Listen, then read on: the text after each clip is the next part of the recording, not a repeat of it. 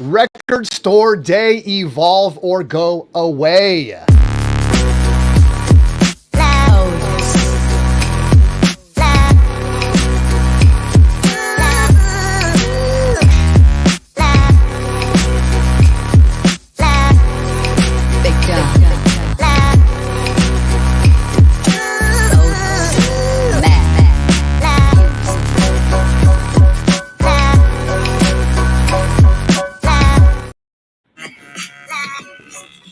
Oh, echo. Someone's echoing. What's up, everybody? Welcome to Surface Noise B-Side Edition. We have a great topic for you today. We got many great topics for you today. First one, of course, is the topic of the day, Record Store Day, Evolve or Else. And we have a great cast of characters for you today that are going to get into this. And this will be fun. And obviously, we want to see what you guys think as well on this. So let me introduce the band. Let's see, directly next to me, we got rhythm guitar. We got Chris. What's up, Chris? What's up, guys? Next to him, of course, is the great David Bianco on drums. What's up, David? Hey, guys. Down below, we got Dawson on keyboards. What's up, Dawson? Hey, this is Dawson from Rampage Video. I love it. I don't know if Jason's back. He's scrambling to grab some records, but we got Jason, of course, as well. Rojas on bass. I need a cheer sound. I don't have one. All right, and then we got Jose. Jose on lead guitar. What is up, Jose? How's it going, man? Good. Look how I can bring a guitar over. Hey, could have played a little ditty like right when I introduced you. Yeah. All right, I am your master of ceremonies here tonight on Surface Noise. Welcome, everybody. So happy to have you here, whether you are watching live or listening to the podcast at some later point in time. Appreciate having you here. So let us jump right in. I'm going to kick this off properly directly to David Bianco because he's the mastermind behind this topic today. And so, David, I'm gonna pose this question to you.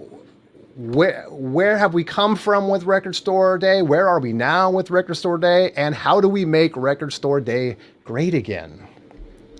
Well, thanks for having me, Jason, and everybody else. Thanks for joining the Peter Gallery. So I picked up an article through the website ultimateclassicrock.com where they said a writer went through looking at Record Store Day and kind of said it needs to evolve or go away. In other words, there's some issues with it and things and experiences that people have had. And they are, in fact, ones I think many of us have had where we went to go and get something. You know, we set our list. We had some that we were looking for. Obviously, some have limits, but maybe even we got, in line, overnight or in line early to be, in the first 10 or 12 people. And the stories of people who have gone in and that store had 5, and then before the 8th person got up, they were gone. Some stores where people actually could buy more than one, which is really problematic. And I think that has been, changed in terms of some of the rules regarding that. But in the early days, I think that was having an effect. So really, the whole idea of not really being able to get what you want, not necessarily knowing what the store you were going to had. Now, one positive trend I've seen with some stores is the week of Record Store Day, they'll do unboxing of their videos and show what they have. So that's really helpful, I think, to be able to know, because if they're not going to have what you're looking for, you could at least try to find somewhere maybe that does. But really, it ends up then becoming a matter of certain titles then become very expensive. And then they're selling them online and, at higher dollar values. And so, some of the items, they just had an event Saturday in Britain called National Album Day. And that was... there were pre-orders available for that through HMV, and some of the titles, because I was looking at one of them, actually sold out before the day even happened. So it never even made it into stores. And it's like, man, you're going from bad to worse, you know. It's like, so there's all sorts of incarnations. So I think, you know, what we like to discuss, I think, is our experiences and what we think, you know, would be improvements to it overall. I think knowing what stores have which items is really important, and it helps us, I think, judge where to go.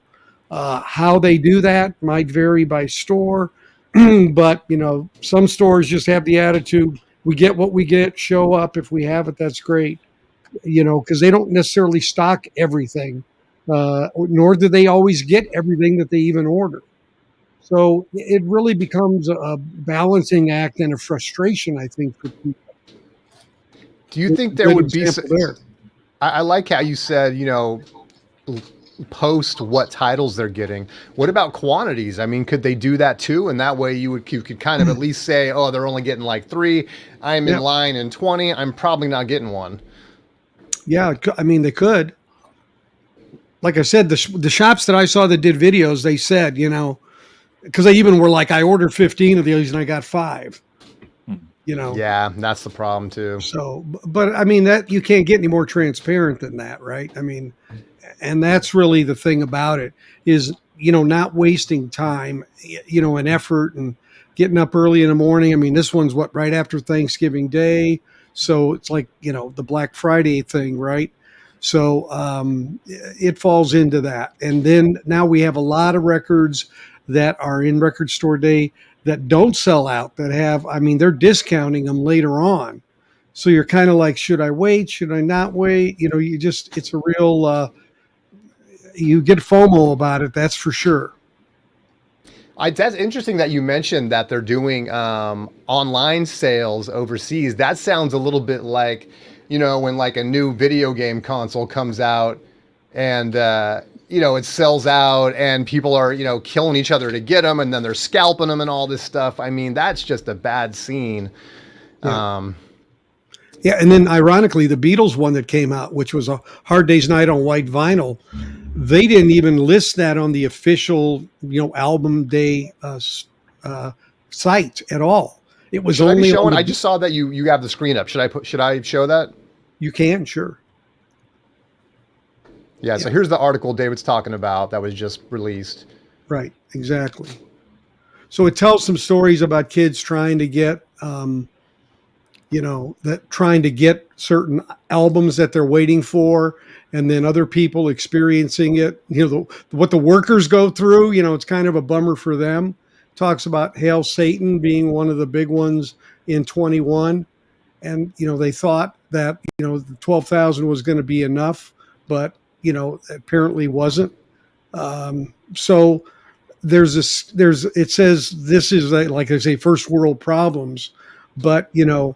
The thing is, once you get into this, you kind of get into a groove. And I think the comment that was made about celebrating local record stores, I think that's really important, because that's really, you know, the biggest part of what it is.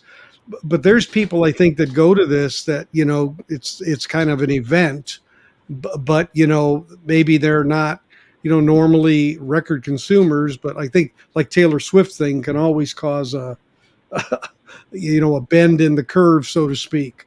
Right. So it says, wouldn't it just be better to make Record Store Days exclusives available all the time at the same particular stores, or offer pre-order windows, which is what they did with the UK, and pick up only available at those locations? So do we need to cram all this into one day? It also is something that happens to the, you know, the pressing plants to gear up for this, which isn't as big a problem today, but it certainly was before. There were actually titles that actually didn't come out because of the demand and the ability to supply it. So looking at making these more accessible, I think, is really what the tone of the article is. It seems like a lot of record stores, and I like what Groovy Lisa is saying. I mean, it seems like a lot of record stores are trying to do the best they can, right? It's like, it's not their fault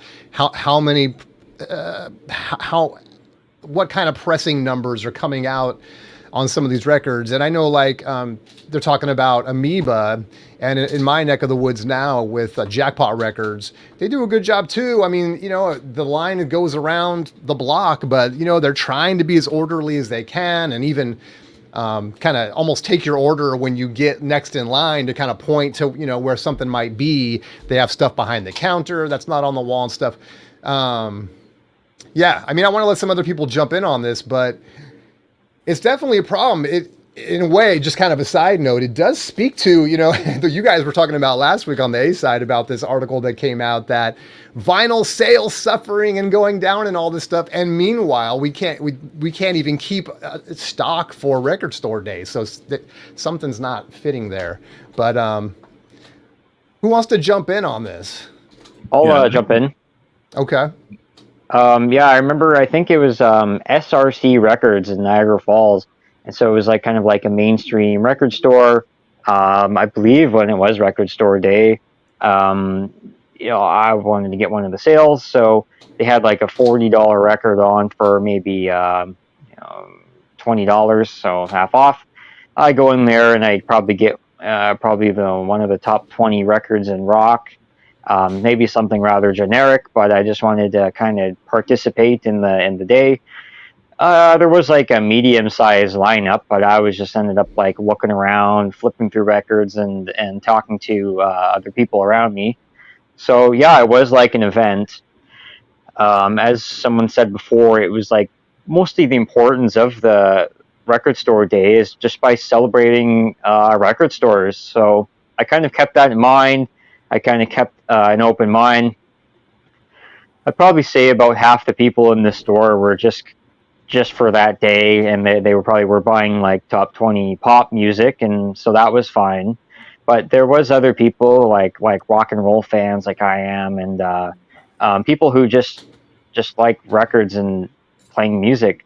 So yeah, there are some obstacles that happen along the way, but I just went and bought something just to kind of support the day and be part of the music community as well in our city.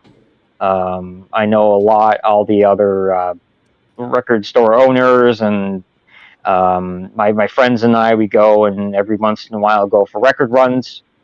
It was just something nice to celebrate for that day. So there was more rather positive things that happened when that happened. Yeah. Yeah, I got you. If you can be kind of, I think David was saying it, right? It's the FOMO that we get caught up in that becomes, I have to get this record, you know. And if you can not, you know, have that, and you can just go into it, I'm just going to have fun and support record stores and all that. Yeah, I think it's a lot less of a problem. I mean, so, and obviously I want to get everyone chime in on this. My big question is, why are they so limited? I mean, why is a regular record release come out and they get reissued, and, you know, you can find them everywhere and they're affordable, they're on Amazon and all this stuff? Why is it that with record store day, do you guys know? I mean, is it just are they afraid they're not going to sell them? Or is it literally just to try to get people, these are limited, you got to snag these, and try to drum up sales that way? And maybe that's how you can charge more that way too. I don't know. Does anyone know? I think that most of the times record labels that are not, you know, the big four, big five, they are happy to release stuff on record store day because most stores just randomly fucking buys everything they see on the list. So they make their money and they buy anything and everything, hoping that one or two guys will, you know, I don't have on the top of my head how many record stores there are in the country, at least in the US. But so can you imagine if they put out, if there's way more than 1,000, right? So if at least one store buys one copy of each, that means that at least some of those 1,000, 2,000 record releases, you know, they're sold out faster than you would think.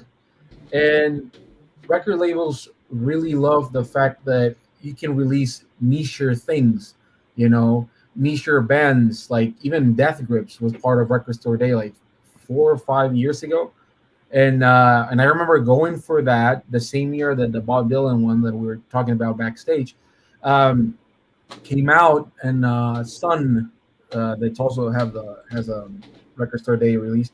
I think it's easier for them to think that if somebody is going to want it, it's more risk free to release it on this date, and if it does sell out, it potentially they can just reissue it. Like for example, I remember the soundtrack for Lost in Translation. Like before it got reissued, like not that long ago, like a year ago or something, when it came out on Record Store Day, it was like a $500 title, $400 title, $300 title. Same as the Death Grips one. I think I sold mine for like $400. But but most of them don't get repressed because those 100 to 150 200 people that are trying to buy secondhand market, most of them would get it, but the fact that it's not out there every day makes people want to go get it and be done with it. And the biggest problem, I guess, for me for those type of titles is that there are other bigger labels that try to do the picture disc or bullshit horrible sounding live records. That's where it gets mushy, because you think, oh, all titles are always shitty because Bill Evans can't seem to not release a shitty fucking sounding record, so Yeah, I mean, I guess it makes sense.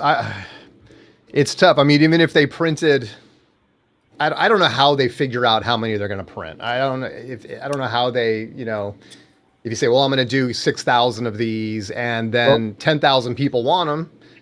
I don't know. Is it worse to print 6,000 when 10,000 people want it, or to print 10,000 when 10,000 people want it? It 100% has to do with the label that puts it out. I think the least amount they ask you for Record Store Day is 300 or 500, if I'm not mistaken, because I did a regional one here once, and I just think that sometimes, again, labels just think that it's a good way to release something that some people have been asking. I'm not mad at them repressing records after a few months, like Record Store Day first. I don't hate that, because that just means that they are testing the market.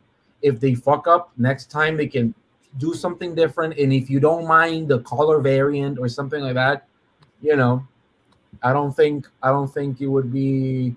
I don't think it's that bad, But the experimentation leads to people always getting something. But of course, the Beatles, Taylor Swift, The Doors, Grateful Dead, they're always gonna press a lot.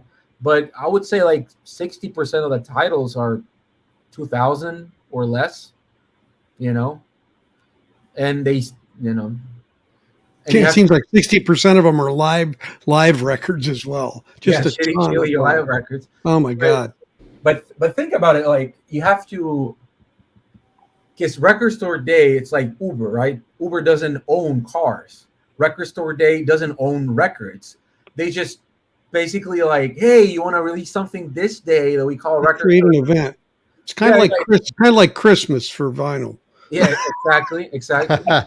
But they do curate it, right? You have to submit the record that you want to have, and record stores, for example, I know the Ingrove gets a lot of records, but I don't think they really give anyone like more chances than other people. I literally think that places like the Ingrove orders 100 titles of each, knowing that they're probably going to get allocated heavily and get like 30, 40 out of one title. Because, I worked at a record store, and every single time we try to only order 20, it would be 1 out of 10 times that we would actually get 20 copies.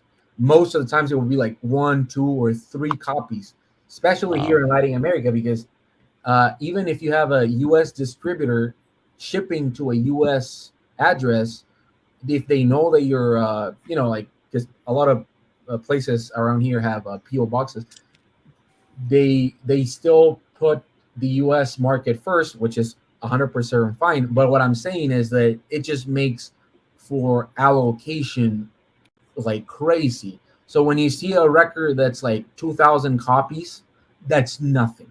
And if your store order 10, it's because they probably now, as the market is, they probably want to sell it online afterwards.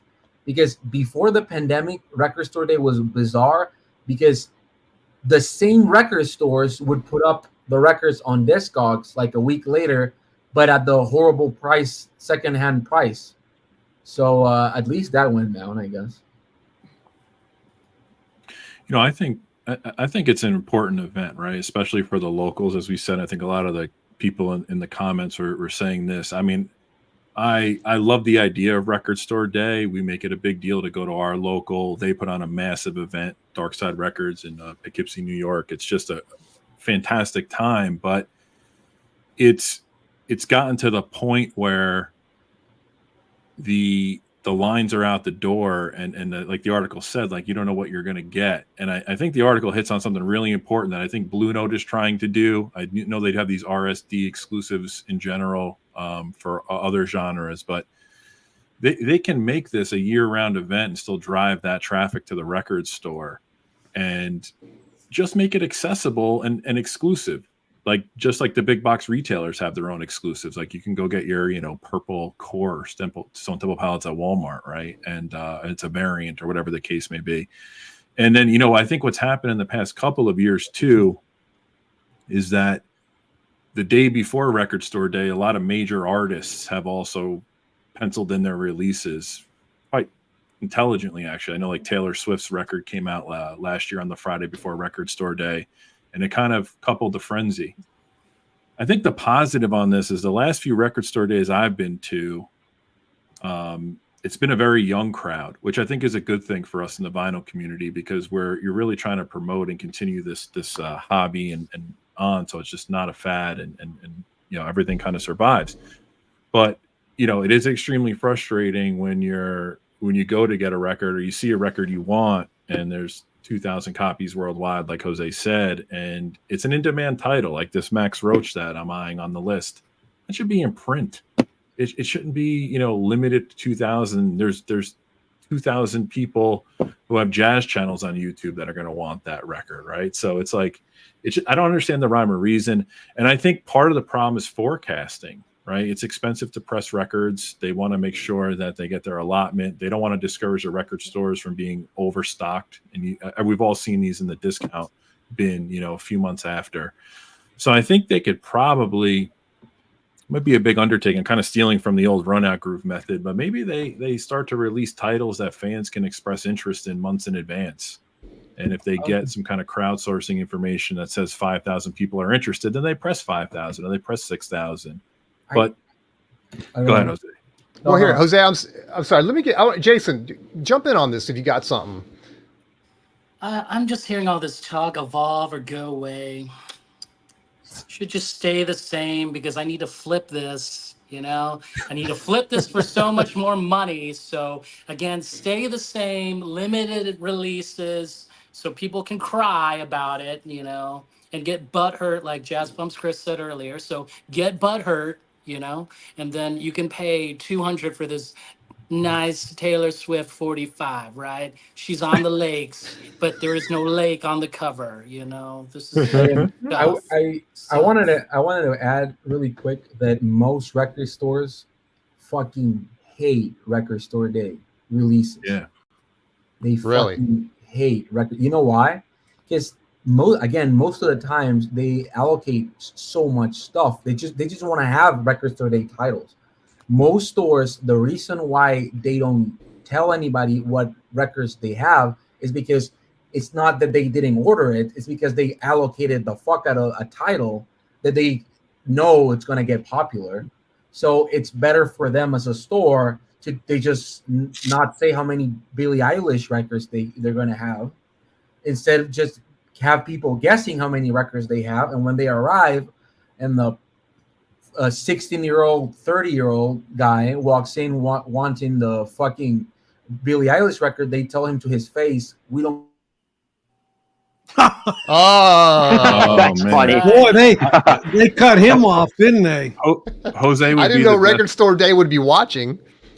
Yeah. Watch Jose it. might be the best source for this, but I'm also of the understanding that throughout the year, the record stores are required to participate with certain distributors to get Record Store Day releases, right? And they have to buy certain allotments of just normal stock on standard releases to kind of get that relationship. So oftentimes, I know Okay. there's one record store near me that they're like, I can't meet those fulfillments during the year, so I don't No. participate. No, that's exactly. I'm saying you've got to have enough of traffic to let you sell it. Yeah, it's and Well, I was everybody's got to gonna- remember too that the record number sales count at the distributor, not what gets sold in the store. So they're just worried about, we printed 2,000 copies, we distributed 2,000 copies. That's the sale. They're not worried that we distributed 2,000, only 1,500 sold in stores. So it's a pretty tough game. And I think one of the things I've noticed at some of the record stores local to me is that they do participate heavily, but then they create their own Record Store Day list on grails and things like that they hold for Record Store Day to release. So that's another way they kind of supplement the craze with what's coming out standard, with what's unique to them and their used pickups and things like that, which is kind of cool. I know one store near me, and that starts announcing their grails 3 months in advance, and people wait online for the grails, not for the Record Store Day list. I mean, I like that we're talking about this. I like where this conversation is going because it's more complicated than it seems, right? Because you brought up a good point, which is there has to be a relationship between the record store day and the record stores to say, hey, we're pressing all these records. We need to make sure we can distribute them.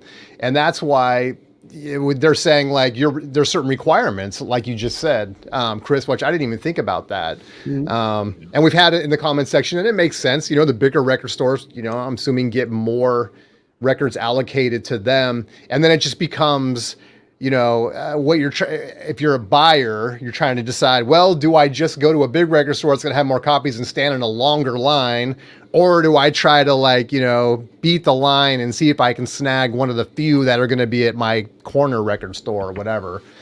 But yeah, I think vinyl kind of says it right there, man. It's the flippers. It's frustrating because there are some that, and someone said it a few minutes ago, is just like some of the Grateful Dead stuff, for example, the box sets and stuff like that. There should just be that should just be in print, and they become so expensive. There's one that I'm not even gonna say which one it is, but it came out of maybe 5 years ago or so that is just skyrocketed. And if you want one, you're just gonna have to pay up for it. So if you miss it, that's it. But why? They know it's super popular. They know it's on every forum about everybody wants this record. Repress it, reissue it. I mean, you and I, Chris, talked the other day about that Dolphy record that got a Dolphy record, by the way, got pressed, issued twice for 2 different record store days. A Dolphy record. And the reason I accentuate, I'm saying it like that is because those aren't big pressings. Very few people want those. But on some of these massive bands like Grateful Dead and stuff like that, why aren't those in print? Why aren't we reissuing some of those? But anyway, they make a lot. You might be right, Breakfast King. they make a lot of them, so you don't really need a repress of most of them. Yeah. Well, but Breakfast King nailed it. It's the one I'm thinking of, and it's. I know that one. Yeah. And I'm sure that's not the only one. That's the one that comes to my mind. So.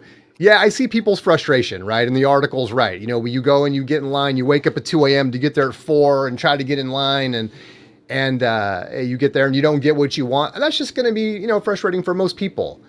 Dawson has the right attitude in terms of going in there and not expecting too much, but that's hard to do, especially when, obviously Record Store Day wants to drum up hype for these records. So you're going to be excited for them if you see something on there you want.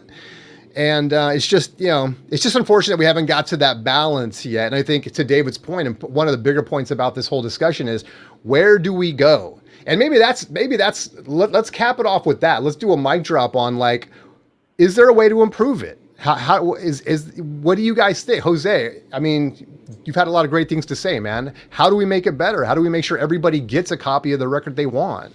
Or is it supposed to be like Rojas and you just hoard that stuff and you flip it? Haters gotta hate. Haters gotta hate. You No, know. he hasn't listened to that because it's probably bullshit. But There's two ways to improve it. I think the next record store day should be at Rojas's collection. We should all get to pick whatever we want for one flat fee. No, but the second thing is I think they have to find a way to forecast better and kind of crowdsource the customer and kind of make a determination if they are pressing enough, because if 5,000 people want it and they press 5,000, they're going to sell more records. And I think there's just one way to do it. And the other thing that the article picked up is just making this something that's a constant exclusive to record stores. I think that's the simple way to do it, but that's just my take on it.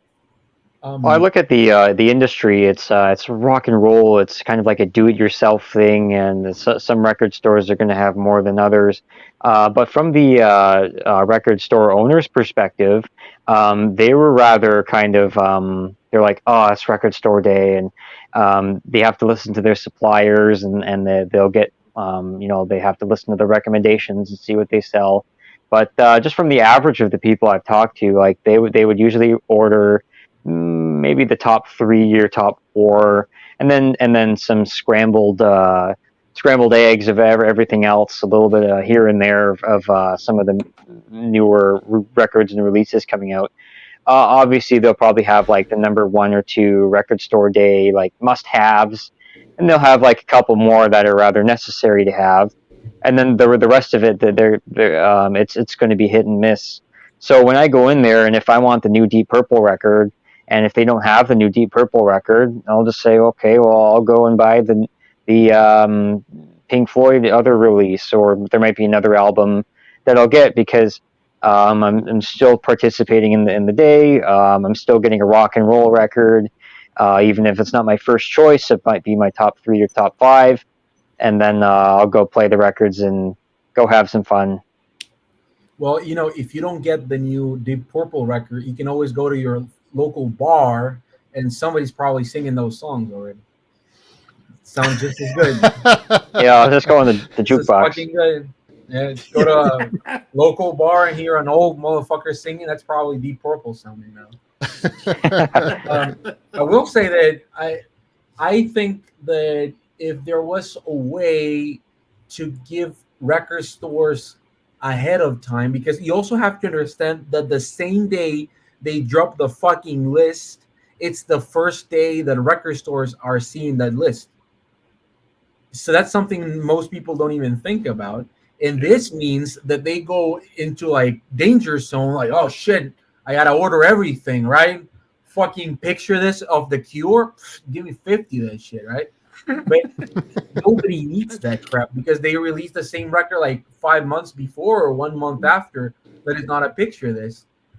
I know there was like, I don't know why they keep putting that shit up, but what I will say is that if they could have the records, a list of the records a month prior, right, and they could do like an assessment, it would work out better, because stores just randomly fucking buy anything, and they just get a hold of anything they can, and then when the date comes and everybody's looking like, hey, why are there 60 copies of Ennio Morricone just not moving? And they're like, hey, motherfucker, because that's like $45, and most people, we just want like, the Grateful Dead box or something else. So I think that if they actually cared about record stores, they would give that fucking list to the record stores at least a week or 2 weeks before they announce it, so they can, start the asking, you can see your sales. Oh, look, how many Mariah Carey records are we selling? Oh, how many Luke Wilson? I don't know, whatever. But I just think that they go into panic mode. They buy anything. And I also think most people should buy stuff that's already in the store the day of the record store day. and not expect huge discounts. Just eye on something you like, support your store, or maybe get another stuff. I don't know. Just in general, I think most record stores hate the day because they are worried that if somebody goes inside and they're like, "Hey, do you have the Billie Eilish fucking singing bullshit?" and they're like, "No, we don't have it," they go like, "Well, fuck your store and your mother," and then they leave to another store.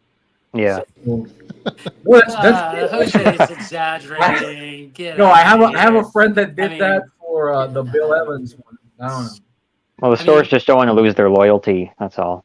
I'm telling you, if Jose went to Waterloo and they didn't have that Adam Sandler record that he wanted, he wouldn't be saying "fuck you." He would have cried in tears They- and would have been smashing dropped- like they dropped the shelves price the and, like, same throwing a fucking day. fit. Like The he same would have been, fucking day. blowing up like in the VC. Record store days, or rather, Jose's got like $100 bill with the first person in line's name on it, right? So they could just be like, "Hey, man, grab that Adam Sandler for me, baby." Well, I actually, like I've said before, I went to Texas just to buy these records. I went to Waterloo in Austin, and to buy both of them when they both came out on different years. So Must have been a strong list that year for sure. I I just want the Water Boy. He went to Waterloo and he was like, "Do you have Adam Sandler record store day?" And they're like, "Are you Jose?" "Yeah, we got it." Just, Are you Jose? The one and only. Right. Keep He doesn't on. want Waterloo. He wants these the Water Boy. These are two records. Look, it has the Thanksgiving song, so that's coming up, right? And then here you got "Ode to My Car," which I don't have, but it's a piece of shit. You have the Hanukkah song that's also coming up soon. So great records to own. So wait, is that your "why is this record great" picks? You're a little early. Oh shit! No, but Are you gonna watch a Hubie Halloween too? well, You know, do the have RSD Halloween. Essentials, the RSD Essentials that they started in 2021 are really good. I mean, I Yeah. like Chris Isaac's Heart Shaped World. The Toto 4 is the best sounding one of the Toto, except the vinyl's a little noisy, but I mean the actual mastering. So I mean, there's 133 releases that are on RSD Essential. So you should check those out because they come out, not on Record Store Day. They drip out now and again. I got this, which actually was a Record Store Day release the first time around. This is Death Grips, and the original came with an actual license plate that said Death. But this is rap.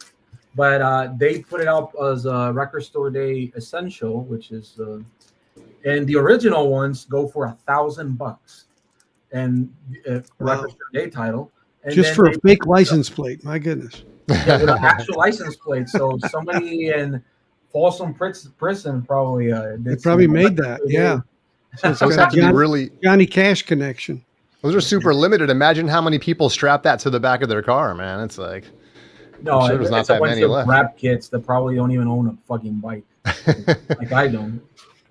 Strap well, that's on probably again. a decent way to cap this off. I think if we time box it, we've been about 40 minutes on it. And I think the essential thing, that's a great way. Who knows? I mean, I don't know if somebody mentioned it, but could they do pre-orders or something like that? Jose said, let's mention it, the list a little earlier. Let's give people a chance maybe to pre-order before they even start pressing. I don't know all the inner workings of that stuff, but seems like that might be something where, if we had more advance notice, they could actually kind of figure out, make sure that at least you have a chance to pre-order, and then they could go ahead and do more pressings from there. But And I just want to say that the Ingroove, probably when he gets the email for Record Store Day and they ask how many titles of each you want, he just replies yes. Everything. Give me everything, you dumb fuck. yes, which ones do you want? Yes. Yes. So then they All only right. send him the release from Yes. Okay, that's good. Whole discography. One copy. People go in. Interstellar Overdrive. You only have the Yes titles. That'll be funny. Well, I don't know. I don't know if we figured out how to make Record Store Day great again, but we'll keep the conversation going. We'll leave it for future podcasts. Let's see what happens and in live a streams. few weeks. We'll see what happens exactly. By a show of hands, how many people? And we'll cap it with this: how many people are going to be standing in line this record store day? I'll be there. Well, there you go. Yeah, I'll be there. What? I refuse. Dawson to will be stand there. I'll have to put it on the calendar. Wait, somebody's not believing me that shit goes for like a lot of money. Well, the medium right now is $543.82, and somebody's selling one for $350, which is the cheapest one without the license plate. So yeah, somebody has somebody has it for 10,000 euros, but that's definitely not gonna sell. So Depeche Commode, go and fucking look it up. I don't know. All right. I don't think we're not going to solve this anymore. Let's jump into another topic we wanted to get into. Just give everyone an opportunity to tell us what makes this album great. And so, hopefully, everyone has their record there, and hopefully, we got some hidden gems in here, and we can just talk about, just kind of cap off the hour with talking about, I don't know, a record that you think everyone needs to go out and buy, and talk about why. Go ahead, Jay. I want to shout out to Louis Golden over here. Yeah. His album, Ooh. Sharon is Karen, has come I out. got it up there. It's a good one. And it's a good one, right? So this could be making the great albums, right? And why you should buy it. I mean, you're buying it to support our VC folks right here. So Sure. again, congrats, Louis. This is a great album. Fun. Very nice. What's on that? What kind of music are we talking? Louis, how would you describe it? Very pop punkish? Yeah. I think Louis is in the chat. So. What number is yours, Jason? My number is 188. Okay, I think I'm 186. That's funny. Ooh. Oh, you guys are right there. Oh, Well, there you go, guys. Go out and buy Sharon is Karen. I love the How- title. Just yeah. How it's do you pick one of these up? Where do you get that, Jay? We can put it on the. We can put Louis. Louis, can you put your Bandcamp in the chat if you can? Yeah, Louis, give us a link. Yeah. Pop, limited. punk, power pop, or whatever. So yeah, check it out, guys. If we're maybe it's on Spotify, I'm guessing it's wherever fine digital streaming can be found. Go check it out. Concert Buddy just shared the link. Here we go. Sweet. Very good. Thank you, Jay. All right, you want to go, Chris? Yeah, I'll go. Sure. So I have an album from 2009 by a band called Make The it Whitest big. Boy Alive. Oh, No, don't worry. thank you. Thanks, Jose. I thought Jose was excited about my pick, but Oh yeah, I actually met Erlen Oye before. okay, great. So you know about these guys. So the Whitest Boy Alive. This is for those that know Kings of Convenience. This is their side project. Kings of Convenience is kind of like the Norwegian Simon and Garfunkel. This came out in 2009, and it's like it's kind of scary description, but it's a similar like to Talking Heads 77, but a little bit more modern. Kind of melancholy lyrics, really tight rhythm, tight bass and drums in a dance sense, but not overbearing and too heady. We're talking about like 12 3 or 4 minute songs. This album just really flows. I've recommended this to a lot of people, and so without hearing it, they purchased it and really been pleased with it. So I'll definitely check this out. This is right in the height of the like Phoenix MGMT kind of Vampire Weekend run that happened.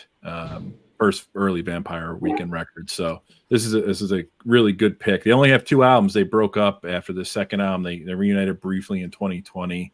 Their first album is impossible to find on vinyl. If you do, you're paying buku bucks. So hopefully they reissue it. But The Whitest Boy Alive, and the album title is Rules. It's something everybody should check out. Very cool. Very cool. is that from Albino Records? No. Oh, can I show something quick? Nice try, Dawson. Oh, nice. That's a great album. Oh, hold on. Let me make them big. This is King of Convenience. This is my favorite King of Convenience. Not all people would choose this as their favorite, but it's signed by him.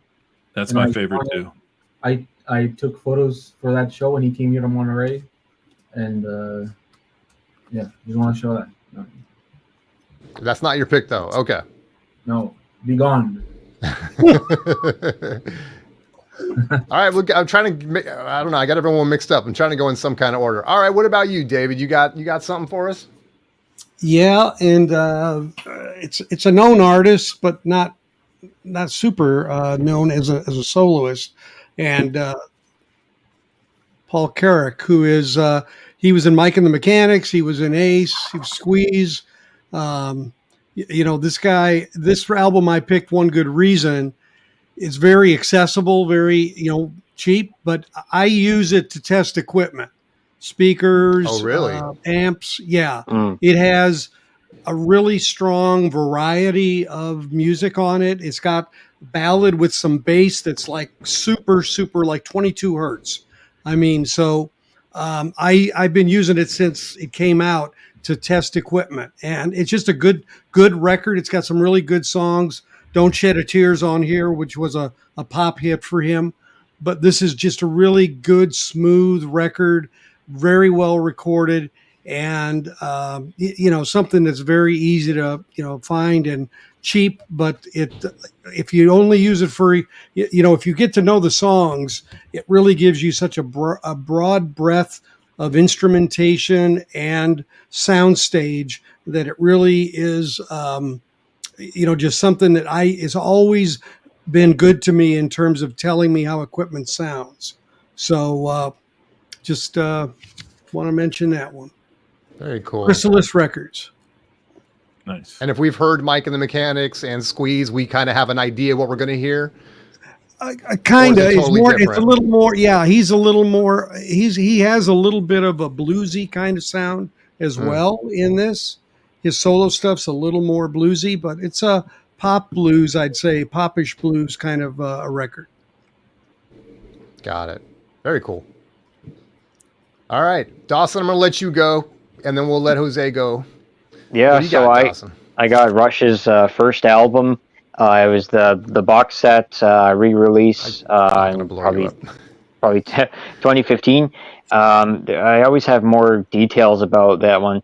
I think what makes it great is that it's innocence in its lyrics, and it's when Rush started out as a Canadian album, and the instrumentation. So for about half the album, when I want to listen to a record that's kind of straightforward, I want to listen to a prog band, but I don't want to listen to all the 7-minute songs. I'll put on that first Rush album. It's one of their, probably my top 5 favorite from Rush. And so the songs like Have Yourself a Friend. There's another song with the cowbell on it. That's a really good one. Finding My Way. So it's like, again, Rush is starting out. They're trying to, find their way in the music industry. Jose is ringing a bell over there. Maybe he's got his cowbell over there for part of the song. And it's like, I want to listen to something that sounds like Led Zeppelin, but it's not Led Zeppelin. So I'll put on that Rush. It's a bit funky too. They're kind of finding their noise. The re-release, it sounds pretty good. Got a little bit of slickness to it. But yeah, again, overall, it's still kind of rather a raw record. And when I play that through, it just brings me some good memories. And yeah, again, it goes to that 7-minute song, Working Man. It's a bit more complex. It's just got a sweet riff to it. Just really fun to listen to. So in addition, go ahead. Well, I was going to ask you what the big hit was. Working Man's probably the big one, right? So yeah, Working Man's the biggest hit. There's the one with the cowbell. I forget which one that is, but so as we go to Working Man, yeah. So when they released that, the radio stations didn't want to play it. They're like, "Hey, this is a 7-minute song. You can't do that." Again, in the South, it probably it was around the same time that Freebird was being released. So one or the other. Someone made the exception, and as soon as it went on the one radio station, it was on all the radio stations. And as for a personal connection, a few songs before the end of the Rush concert, when I seen them in 2015, they played Working Man. So they had the lights turned down low. They had a few of the smaller lights up. They had a smaller stage set they all moved to the front of the stage. And they had these big washing machines. It's just like they're kind of playing in their basement, but they're instead playing in Buffalo in front of 30,000 people. So you go from like this small innocent basement of this little band called Rush that no one's heard about, and now they're playing in front of this whole stadium, one of songs from one of their early albums, and people are just loving it. So that's Rush's first album, Rush. Very nice. I got my little Rush collection. I kind of the middle part of their catalog is really kind of my favorite. But yeah, I need to start branching out and listening to some of those other records, man. So that's cool. I'll definitely check that out. All right, who is next? We got, I believe, Jose Moreno Ron has yet to go. I just grabbed the first shit that I got, and I'll show a good record that I actually love. It's from Texas. So a lot of people here are into shoegaze, or I'd say they delve in the world with shoegaze, and they think of My Bloody Valentine and Slow Dive and the first Verve record and a bunch of other stuff. And now more than ever, I think the genre has resonated a lot. You have maybe the third wave of shoegaze going on. The second one being bands like Dive, which I think is pretty good. For about 10 years ago. So I'm going to recommend one from the 90s that I think it's bonkers that it actually exists. It came out on one of my favorite labels of all time, which is Mute Records. And not a lot of people know about it, but I got to interview this fellow in Austin, Texas for a magazine quite a few years ago, maybe 5 years ago. So this is one of my picks. Are we going to do more than one or just one? I thought we'd do one. If you got two, feel free. We could cap off the segment with two, and then we'll jump into our next the freestyle. All right. So as the sticker says, right? It says as God intended, right? Definitely, right? So this is the cover, which is a lie. It's called "Live to Experience." And the record is called "The Texas Jerusalem Crossroad." And Jason Pearson, the singer of the band, this is a shoegaze album. He had a vision from God telling him that the final battle between hell and heaven was going to be fought in Texas. So here's the map of Texas, and that's a bunch of guns and shit. And this is the record, how it looks like it. And it has a bunch of very American-looking things and guns and stuff like that. And it tells the story about, when the angels came and they give him all his wisdom. And I know how fucking horrible the Is that the band members right there? Could you flip that over again? Yeah, that's the number. On wanted poster for people that can't see, man. He's got wanted posters of each of the bandmates right there on the inner sleeve. Yes, and the fact that there are two guys called Josh, which is amazing. But I will say that as horrible as you think this album cover is, and look how beautiful the vinyl is. Anyways, I think this underrated as fuck record, mostly because people think the artwork looks horrible, but that's the whole idea of it. And again, one of the best records I think that's ever come out of Texas. The vocals are extremely beautiful. There are only 3 people in the band, which is a little unusual for shoegaze bands, but his singing, the way he plays guitars, I have a sticker he gave me. And in true Texas fashion, I also have a beer coaster he gave me. But he was one of the most interesting characters I have ever met. And if you like shoegaze, I think you should give it a try, because the fucking cover really is not saying, "Hey, come listen to me," but it's on Mute Records. You know, I think everybody here at least has one record by Mute. Probably they don't know it, right?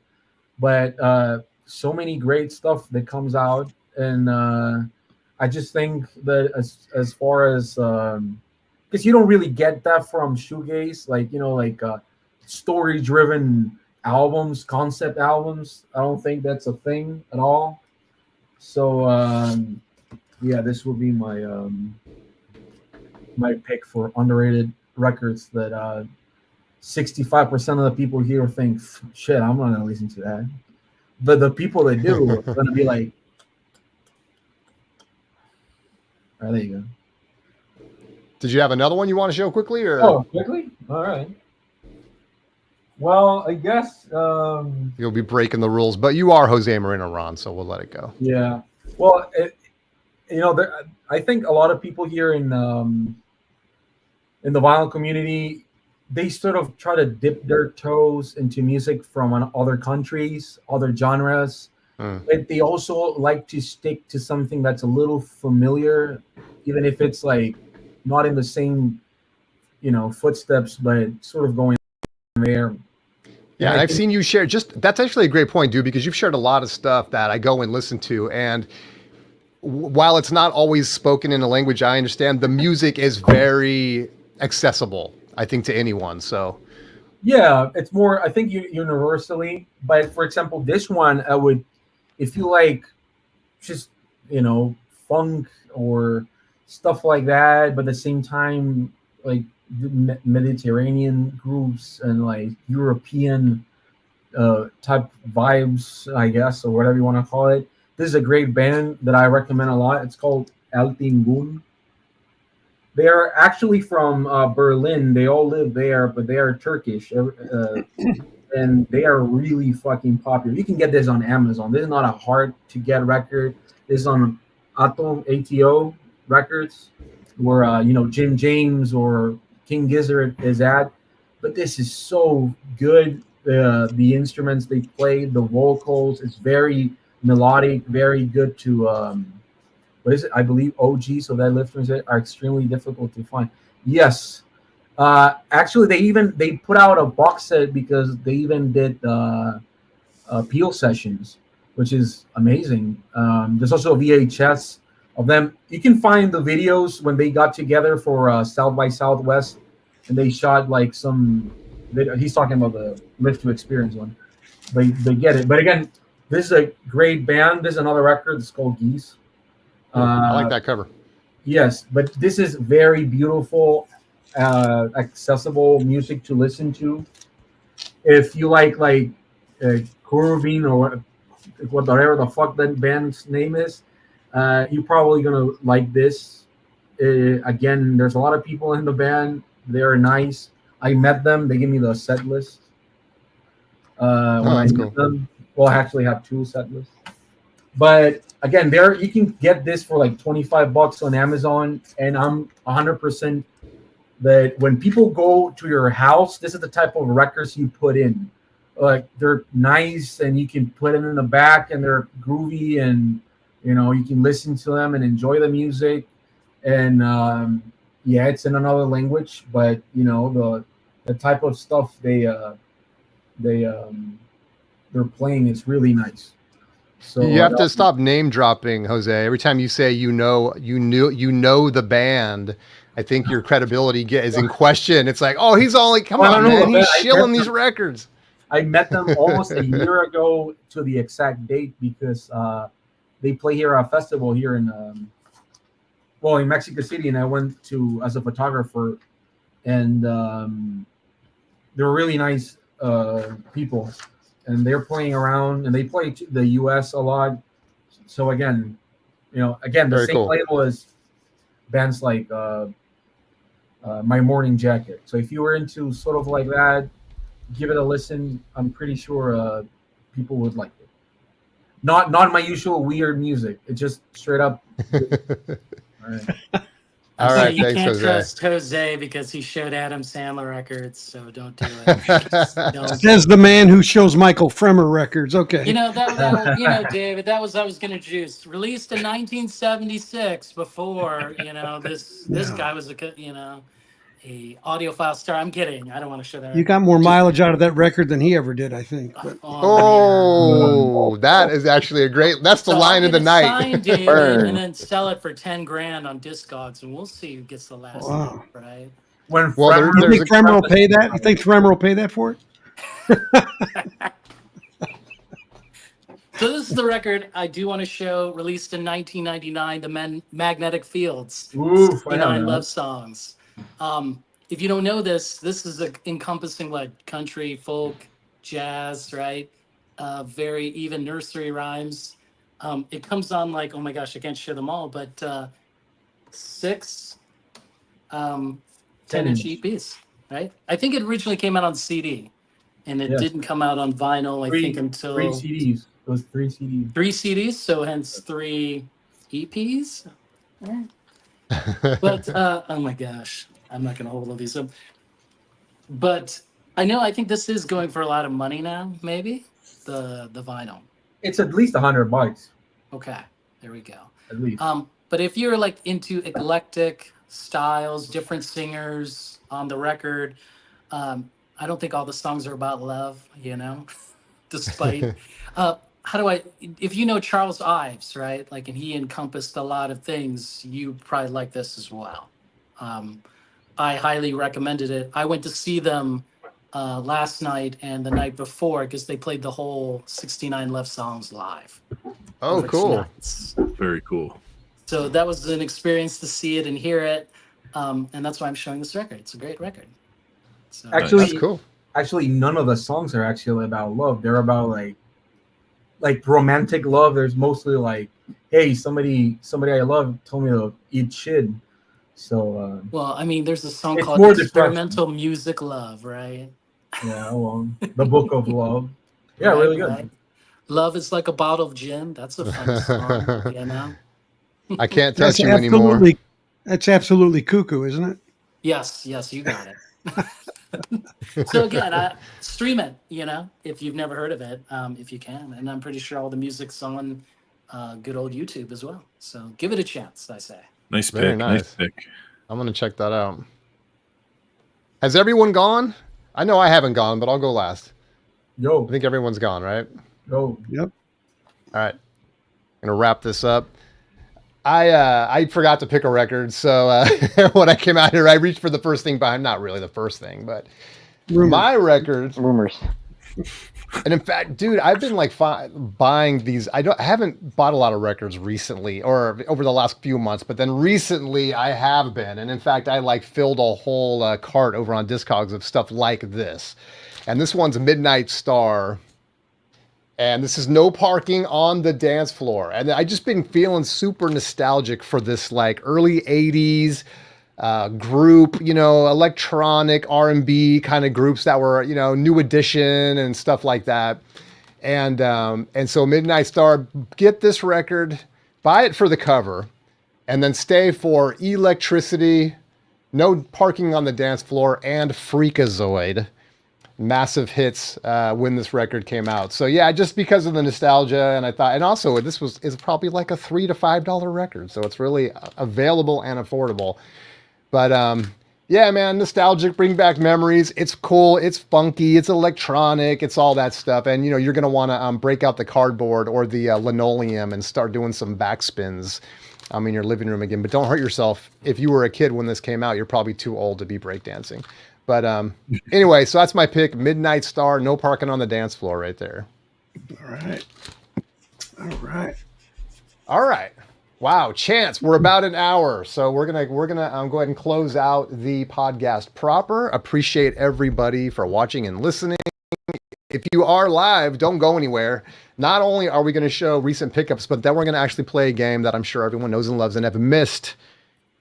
Is Just the Tip. We're going to get into Just the Tip too before you send you all to bed. So thanks everybody for watching. We will see you later.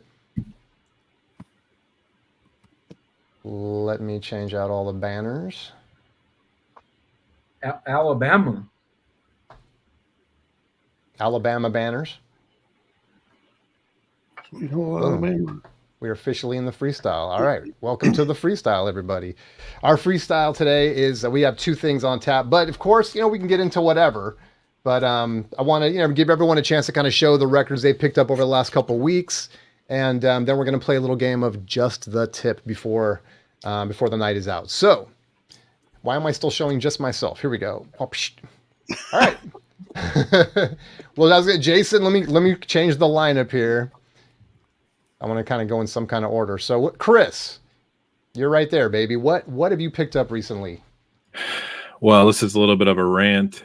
I talked to the director of marketing at Vinyl Me Please, and they're going to rename their label and program Warp Me Please.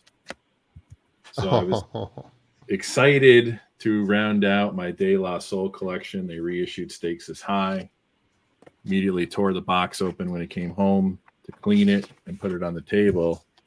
And like Vinyl Me Please does so often, they gave me a bowl.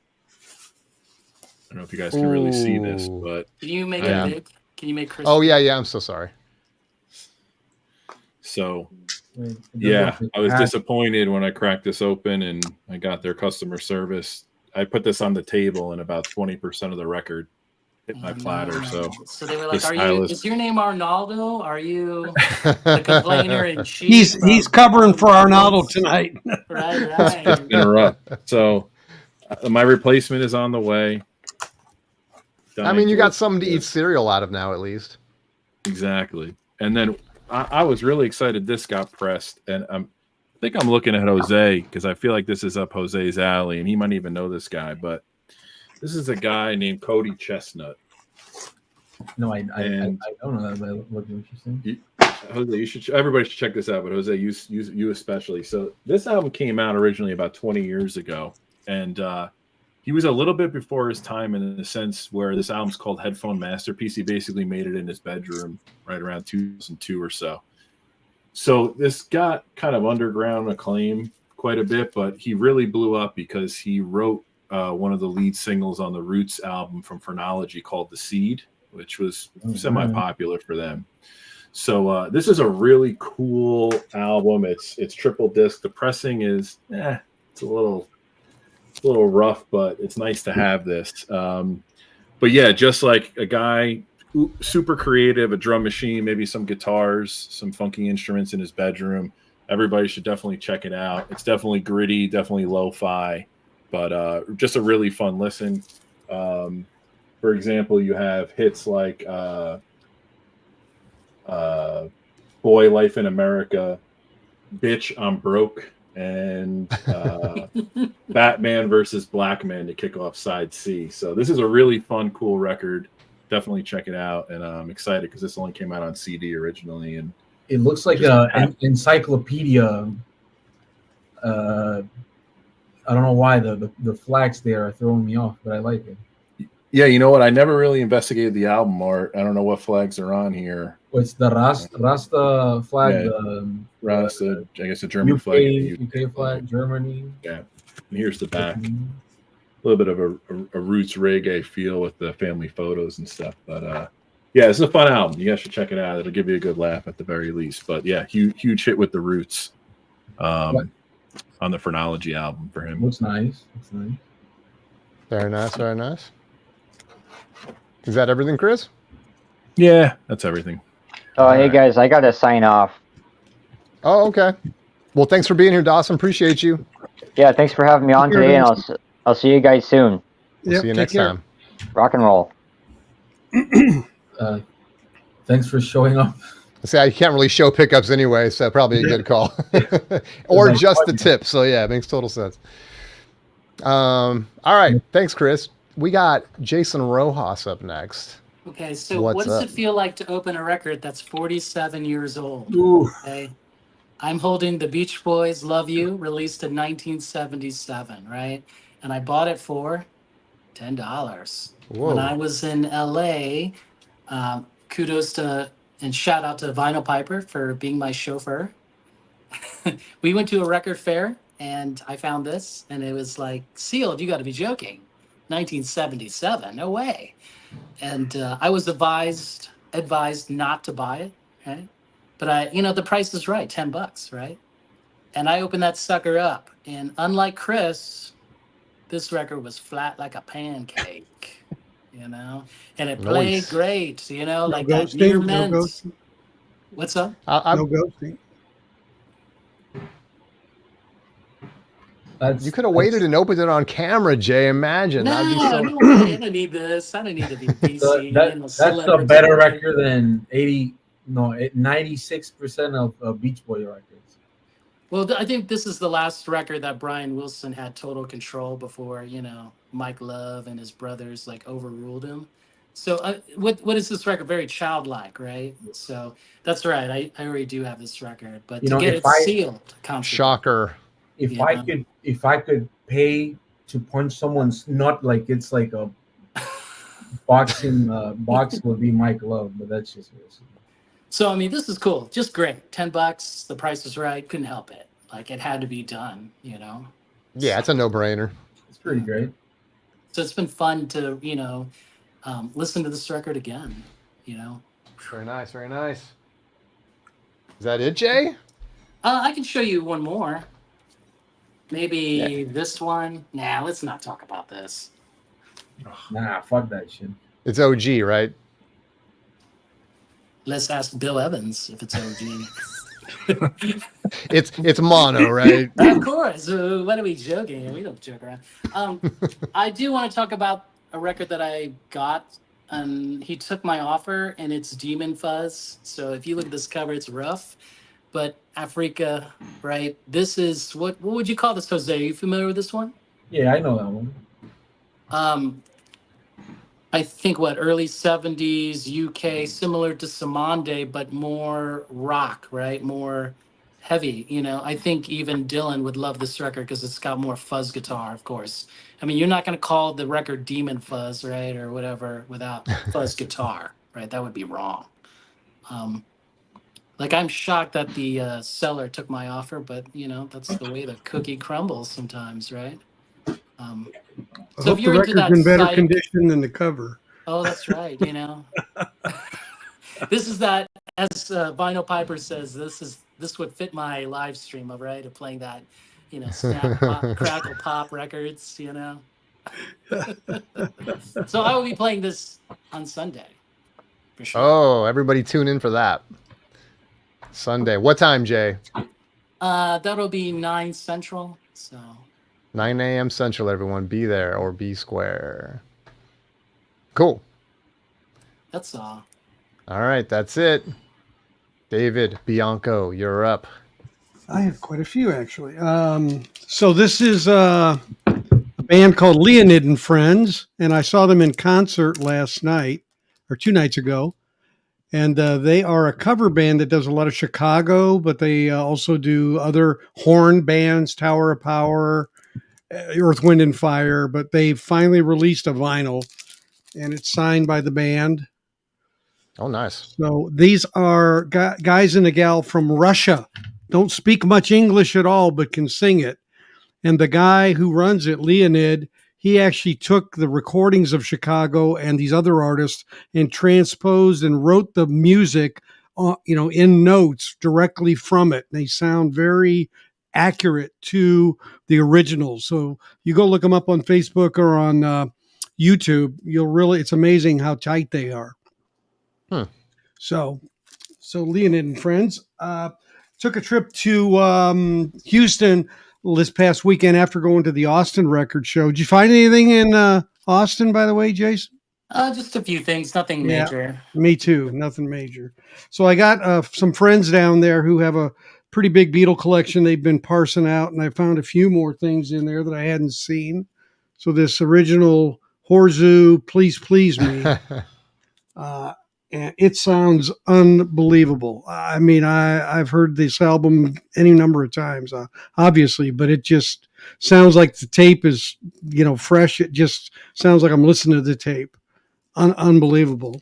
I just love if you read that cover in English, Yeah. It says Die Beatles for people that Die Beatles. Well, we're not on the audio only, I guess, but yeah. I try to get a few that had different covers on them, so German A Hard Day's Night has different pictures on it and says, yeah, yeah, yeah. So the back looks similar, but it has photos that are different. So really just looking for different cuts of greatest hits that they had I think this was in Australia release. I got a German Sergeant Pepper, got a German Revolver, and a Rubber Soul from Germany. wow, These very are all cool. flip back cover kind of ones, at least the ones that were. Another greatest hits called The Beatles Beat. I got to look what country this is from. Germany, I guess. Yep. So just, a variety of different pressings. The Beatles in Italy, Pasta Boys.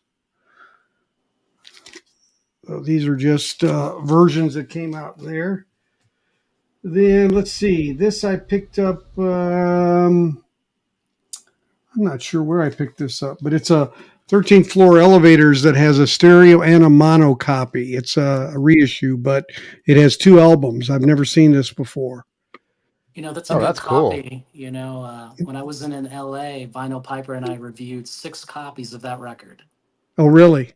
And that one it's not close to the original, but it's a good value, right? Is it? Yeah, it was $30 for 2 records. It was I think it beat all the other reissues. So really cool. Yeah, because we compared I think 3 other reissues plus the originals. Yeah. I got a copy of this so I could shoot it out against Analog Productions. Exciting Wilson Pickett, cool. Just got mine. The exciting Wilson Pickett. Dave, is that video worthy or is that just a private shootout? Yeah, it'll be out. Yeah, I'll do it. Yeah, Cool. Yeah, I'll do a video on it. Yes, sir. Doors MoFi. And you guys got to watch David's shootouts. He does it right? I mean, you got the double turntables going, and you got, everything possible to make sure that you're getting the most accurate assessment. Yeah, same cartridge, same turntable. Even my remote switch now to switch back and forth it's a remote now, so I don't even have to stand by I can actually just do it from where I'm sitting. Oh, I got this for somebody else at Boss Skaggs. Then at the show, I got a MoFi of the Spinners. Very cool. In Houston, I got a Wally first press of Boston, which I have a few first presses, but they weren't Wally's. I got Can you explain Japanese, that?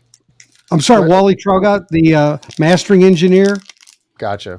So his he worked for Capitol, and he's one of the top mastering engineers, but for them, he was pretty exclusively on Capitol. Then I got a Royal Scam Japanese, so I could shoot this out when Chad finally releases that sometime in 2068. No, 2025. You mean 2035? Yeah, right, exactly. I'll hopefully be alive at that point. I got a Friday music of this to Kevin Gray of Boz Scaggs Silk Degrees. Apparently the Kevin Gray of this is pretty good. I just got a Simply Vinyl one last week, and it's really good. So I'm going to shoot out that one as well. Got a Columbia Santa Maria of Toys in the Attic, real clean version. Very nice. And you got all these at the record show, huh? Those last 5, I think I did. Yeah. Yep. And that's all she wrote. That's all she wrote. Cool. I hope my wife isn't watching this video. No. These were all gifted to me. Yeah, right. Exactly. All right, Jose, I think that means you're up. Didn't bought anything this week. You didn't buy anything this week? No. What kind of record collector are you? No, but I can show you a cassette that I have here. What's that? It's CSNY? Yeah, Crosby, Stills, Nash. Oh, right. Crosby, Stills, Nash and Young. Looking Forward. Gotcha. Which I've never seen a human being have this on vinyl. So if anybody has it, good. but I just never seen anybody even talk about these piece of shit record. It has a great song. Why is it a POS? It has a great song on it. Most of the songs sound like my absolute nightmare, but they're too overproduced for the era. They just sound like very outdated. But the songs that are acoustic, they're really nice. The Looking Forward one's pretty nice, very beautiful. Probably the last Crosby, Stills, Nash and Young song that I think it's pretty great. And I think this is their last record, so yeah. What There else? you go. Here in cassette world, I have a Selena cassette. Showing a lot of Texas-based stuff today, but this is if this was on vinyl, it would be like a $500 record. But this is my copy in cassette that I got. So, are these to collect or listen? Do you listen to cassettes, Jose? yes, I have a vinyl and cassette label. So I didn't know that. Yeah, I knew about the vinyl, not the cassette. I have a cassette stack right here Very nice. that just fell. All right.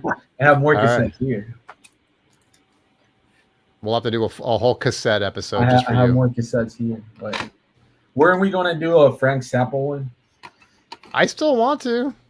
Well, I don't know. If you're, I'm still alive. If you're okay doing it just the two of us, I mean. All right. I thought maybe because everybody would know. Oh, you want me to do it just the tip? Well, let me go through. I'm going to show my pickups real quick, and then we'll start just the tip, and I'll let you kick it off. All right. All right, here we go. So I think if you were here earlier, I said I was on kind of a drought buying record drought for a while, but lately I've been crushing it on the record buying tip. So here's some stuff I snagged. This one, Rick James, Street Songs, Japanese Press with the Obi. Freaking love this album. Give It to Me, Baby, Ghetto Life, Super Freak. This thing is just jam-packed, man. If you're ready to get your funk on right there, obviously you could do a lot worse than Rick James Street Songs. Love that one. And then I did a little trade with my guy, Brandon, Mr. Hall of Fame. We did a little trade, and so I picked up a few records from him. I got 2 12-inch single Depeche Modes. We got Strange Love right there. I love the 12-inch, the remixes of Strange Love. They're so good. So that's one of them. And then we got Policy of Truth right there off Violator. And I mean, you could go, like David is showing all these Beatles records that is just an endless pit. How can you ever own them all? And Depeche Mode 12-inch is similar, man. I think they put out like 8 or 10 sometimes. I mean, for each album, and it's just different remixes of the same song and stuff. They're really, really cool. So I didn't want to start jumping into that pool because I know it's a long one, but it's like, you know what? I just had to. So I might have to start picking up the 12-inch Depeche singles. And then also from Brandon, I picked up just a reissue of Primus. This one is Pork Soda. I really love the stuff they did at the end of the 80s. Pork Soda and Sailing the Seas of Cheese. I need to pick that one up too. But this one's awesome. Again, funky. I mean, if you know Primus, I mean, it's just the hardcore bass, funky rhythms, crazy lyrics, and just, I don't know, super fun. And one that's, I think some of us have these records on our list that we know we have to get them. We just put it off forever. So I finally grabbed In Excess Kick. Just a great 80s album. Lots of great stuff on this one. Again, this is just one of those where you just put it on, let it play through both sides, and there's not a stinker on here. So In Excess Kick. And then 2 that I'm super hyped for. We got a Run DMC Raising Hell right there with the Obi strip. And man, I was spinning this earlier, and I just love these, man. Peter Piper, It's Tricky, My Adidas, You Be Illin'. I mean, this is the one, dude. It's got so many great hits on here. I just love it. And so this one's really clean. So stoked to be able to spin that again. And then last but not least is a record that I could not find in the US. I think I even may have shared this with the guys here in our private chat is I just don't think it exists in the US. I couldn't find one. And I've been looking for this for a long time on Discogs, on eBay. I finally just had to go outside the country to buy it. But this is Loose Ends. So Where Are You? And this has got the hit off this one is Hanging on a String. And if you heard it, I'm sure you would know it. But I just love this album, man. They are, a UK band. And this is going to be, R&B. It's that same vibe, it's that early 80s R&B, soul. Really, really, really good. And since I got this, I started following them on Instagram, and they are still touring. So I wish they would come to the Pacific Northwest. But anyway, Loose Ends, So Where Are You? Highly recommend it, but difficult to grab, man. It needs a reissue in the US for sure. All right, so those are my pickups, and we're gonna do a little. We're gonna do just a tip, but we're gonna do it properly. Let me show you. Let me throw up the.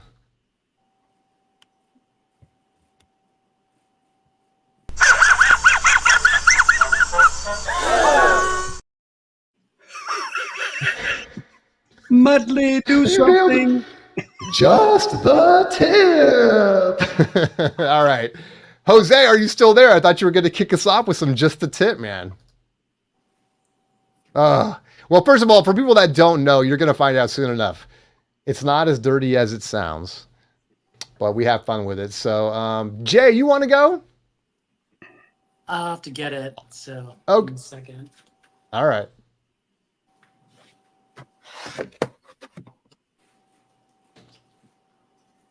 Heck, where's my Just the Tip records?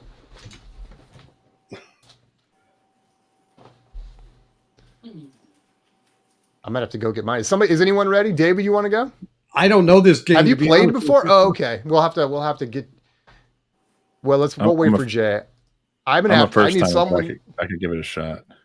You want to give it a shot? Have you seen the segment before? Oh, here's Jay. All right. Let me blow you up. Make me big if you want. Yeah, for sure. All right, here we go. Folks, if you don't know this game, you're trying to guess the record cover. He's just going to reveal a little bit at a time. There are no prizes, but you do get to brag at the water cooler tomorrow if you're the first one to jump in here. So definitely look at that comment section. Drop your guess. Here we go. We've got about 3 inches of the tip right there. I'm looking at a black bar. We've got a little blue, a little red. Might have to give us a little more, Jay. Any guesses? And if you're in the peanut gallery, don't guess. We got to try to get that. Well, if you know it, you can say you know it. But let's try to give the people, the fine people in the chat section to guess. Yeah, if I show any more, it's giving it away. Okay, we got Tokyo's Guess and Remain in Light. Good guess. If they're right, should I say it or just keep going? Well, yeah. Yeah, if they're right, Okay. Already got it. All right, there you go. The winner. Tokyo man. Record Style. Way just to go, like that. Brian, right there, man. Remain in the Light. Yeah. Bam. Awesome. Nice. Great album, too. Great album. So that's how you play, folks. All right. First time, long time right here. Chris. Okay, so it's not the White Album, but I have he's giving us the whole thing angle. already. Oh, okay. You got a little... You got your own style. I like it. Alex, you also need speaking in tongues. Are you kidding me? Alex said you only need Remain in Light. I disagree. It's Funkadelic, right? Parliament. One groove, one nation under. What are you doing? Jason just... Okay, just like that. Thanks, Jay. I'm sorry. I should have muted you. Dang, dude. Dang. Well, we have a winner, but unfortunately they are disqualified. Well, that was a good first time for me. Thanks for taking it easy with Just a Tip, Jason. There you go. All right. Mr. Bianco, Mr. Moreno Ron, are either of you ready with your with your tip.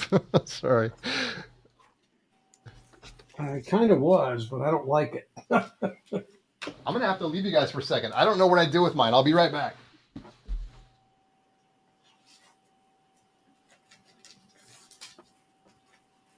Rojas is like, 1 second to name that tune with just a tip, and he's got it. So that was a layup for you. I can Oh, name what I that was cover thinking. in one note or one It's inch. because, like, when I was looking through records, 20 years ago, like that would be like I wouldn't say $1, maybe $3, $5 record, and I would see them. And those days are Well, here. done, of course. Yeah, I'll go I have real a quick. very, very clean copy, fortunately. That's nice. And It you is. also have the 7-inch, right? Of the 7-inch, yeah. Yes. I think it came with cutouts too. Yep. Mm-hmm. Jason can name this tip in 1 inch, but don't do it. All right, guys, here we go.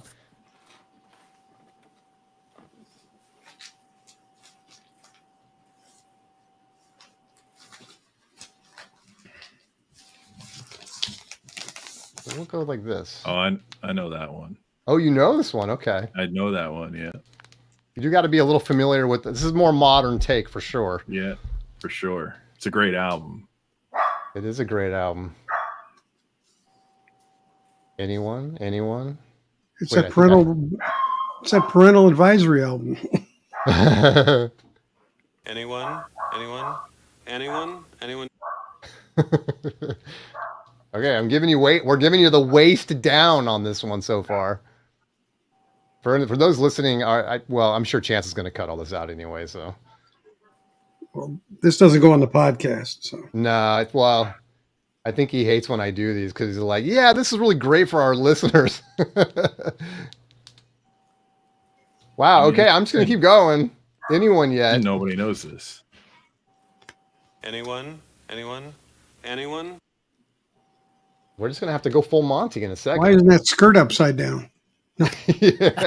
Yeah, what happened to gravity? Yeah, right.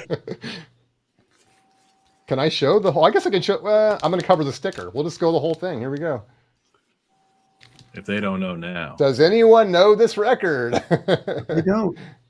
No, it's too new. For Concert people. says Lemon Twigs. Wow, we got a lot of old schoolers in the house. We got White Stripes. Yeah, that's White Stripes. Changing up their look. All right, look, that is Domi and JD Beck right there.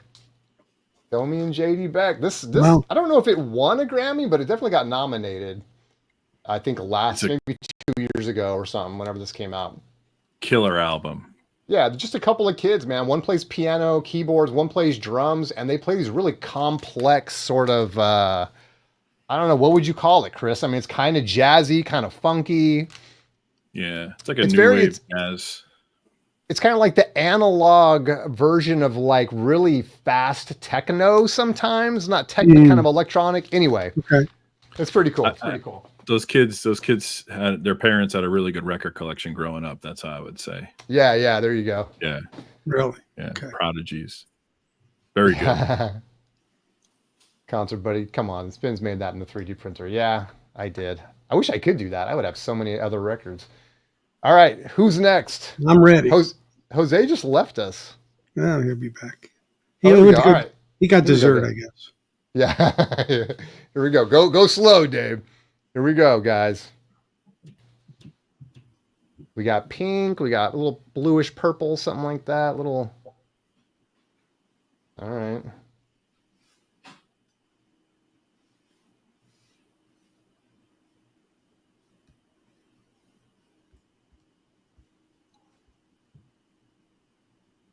Wow. This is great radio. Well, you'll need to put the guesses on the Yeah. Well, usually I try to describe it, but I can't tell what that is. It looks like a big foot. I can't tell. If I had to describe it, it's like a beautiful pink and blue iceberg with a big foot on it, and there's a blue sky. We're looking at it upside down, which, by the way, we don't have to start upside down, but if you want to, you can. Well, the It's name's definitely- on top, so that's Okay, why. right. I can definitely see the shoe. So what do we got? We got any guesses so far? You should put Impotence Concert Buddies. Radio. Yeah, exactly. I know it's not the guess, but yes.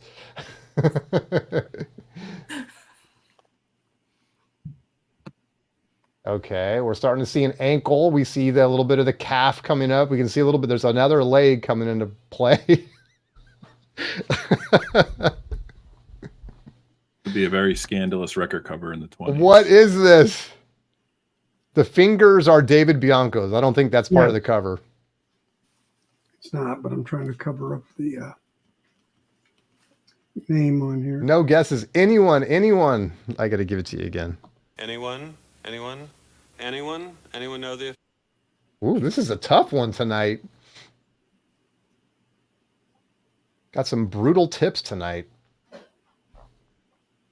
All right, we're pretty much looking at the whole thing. I don't know. Are we looking up a skirt at this point? Is that kind of what we got going? I see. Is that a panty line? No, Wyoming Dave would have got this one. Andy says no idea. Oh man, David, this is a stumper.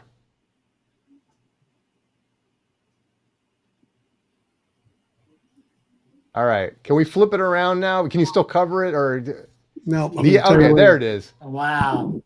The outfield banging.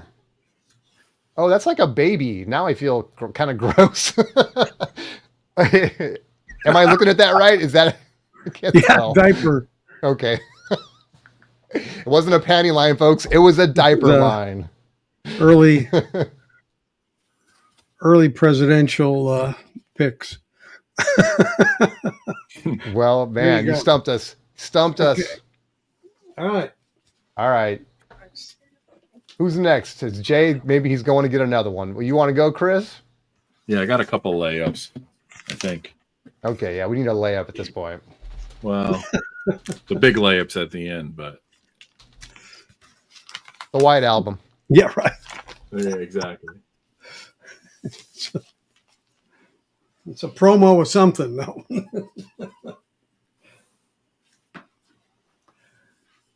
Okay, got some redness coming up there. A hand. Rojas knows this one too. Another hand. Someone's raising their hands up in the yeah, air. yeah. I won't say though. Yeah, don't spoil this one, Jay. I think somebody already got anyone? it in the chat. Anyone? Concert Buddy Anyone know the definitely effects? got it. Toadies.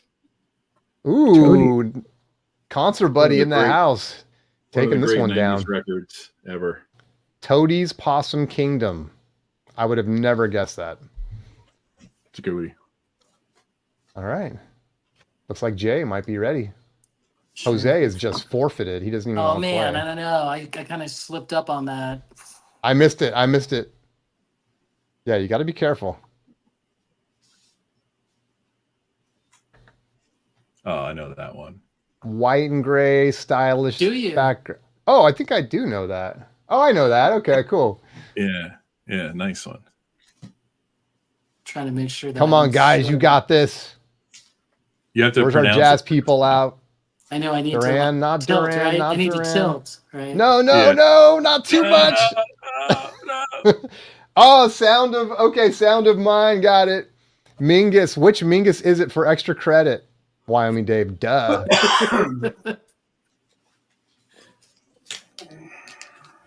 It's too long to type it in. Whatever. Okay, you got it. There it You is. can't even spell it. Hey, what do you mean? I can't say it. I can't even spell it. I can't even say it.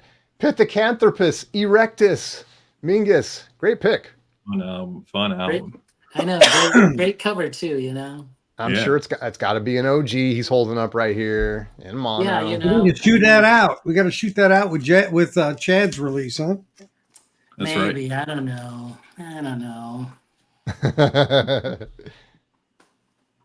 Very Great nice, cover, very though. nice. I like it. Jose, are you going to go, my friend? Jose's gone. All right, I'll do my next one. I'm here. Oh, he's here. All right, you're up, Jose. You owe us 2 tips, in fact. All right. Let me get mine out of the. You're not ready. I'm going to go. No, fuck. Good. All right. Too late. All right, here we go. This is a guaranteed. Someone's going to kill this. Crosby, Stills, Nash and Young. Oh yeah. No, he's wrong. He's wrong. Do There's you? Grubby spilled the no net. young. There's no young. Oh, there's no on young, that one. right? I fucked up. You're wrong. Jose, The couch. You show the tip. You don't guess the tip. Jose on, would have Jose. lost on Jeopardy, right? You would have been Crosby, Stills, Nash, and Young. Ah. Right. Yeah. I lost on Jeopardy. Baby. Greg Ken. All right, Jose, let's get it, baby. Wait, are you guys guessing or the audience? No, the audience is guessing. Oh, all right. We'll give them first whack at it at least. All right, there it is.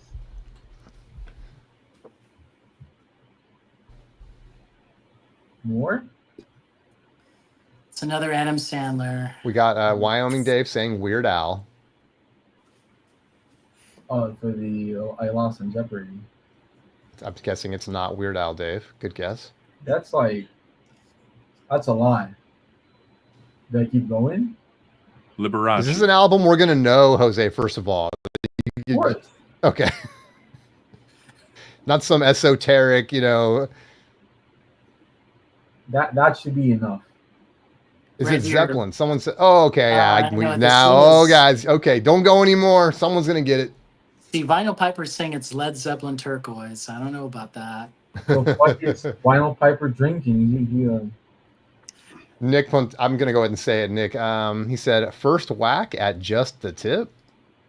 Yeah, that's a great question. Nick Pantazzi, that's what she said. This is the easiest That's what she said Don't exactly. go This there. is the easiest one. Guys, how do you not know this? At least the band. All right, keep going. Turquoise, we're hearing. There you go. Somebody said it. There you go. Fluffy Records with the win. All right, so we got the win. Let's go ahead and show. Give us the full Monty, Jose. There we go. John Bit Bomb Boom got it. It's Stooges. Stooges. This is my OG Stooges. Nice. Without the Stooges on the label, which is the one you want to get. What do those run you these days, Jose? I don't know. I pay like $5 for this shit. No, I pay like 50. I pay 50. Very You- nice, very nice. All right, we'll Stooges, call there we this- go. The cover is absolute VG, I guess, but the record is VG plus. Is that a VG? Yeah, it's just ring wear, but it's not. It doesn't have a sim split or anything. Okay. Yeah. All right. Who's up? I lost track now. All right, there you go. Did you go yet, Jay? Yes, I would consider this boomer music, by the way. Yeah, I showed the Mingus, remember? Oh, that's right. That's Ready? right. So you've gone twice. Chris has gone twice. I've gone. I've once. gone twice. I got You got to one. go, Dave? Good Yep. old. I can show something. Let me go I got get one. something on. Okay, go ahead, Jose. Grab a few, Jose. Grab a few. Yeah, but make sure they're ones we can guess. All Oh, right. that one was super easy. What the No, fuck? no, that was a good one. We need more like that. All right. All right, David Bianco at the plate. Takes a couple of practice swings. We got white borders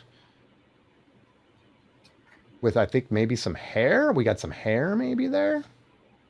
Yeah, where my hand is, I got something blocking the title there. So Okay.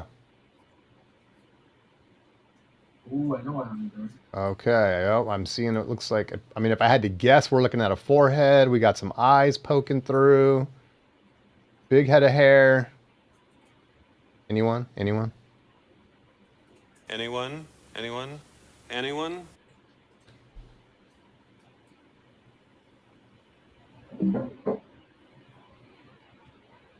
70 funk. no, It's not a big head of hair. It's like just a scribbled background, it looks like now. The fuck is that shit?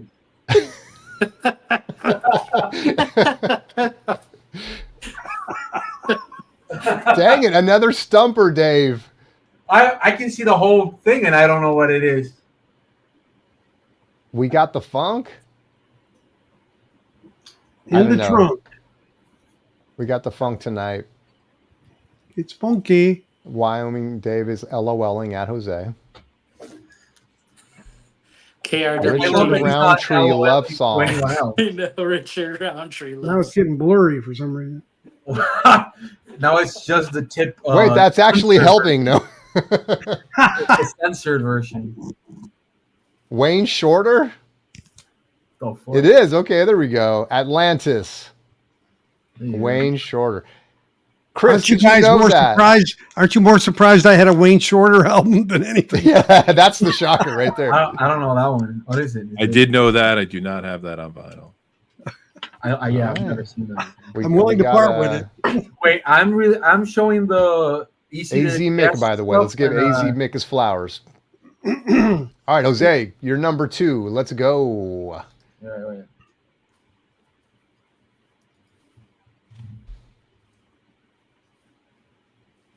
Okay, we have some blue. Yeah. I think that's it. I think that's it. Big blue corner. He thinks as soon as he shows us any. Where are the real audiophiles here? Yeah, if you're a real audiophile, you guys would already know this one. Come on. Yeah.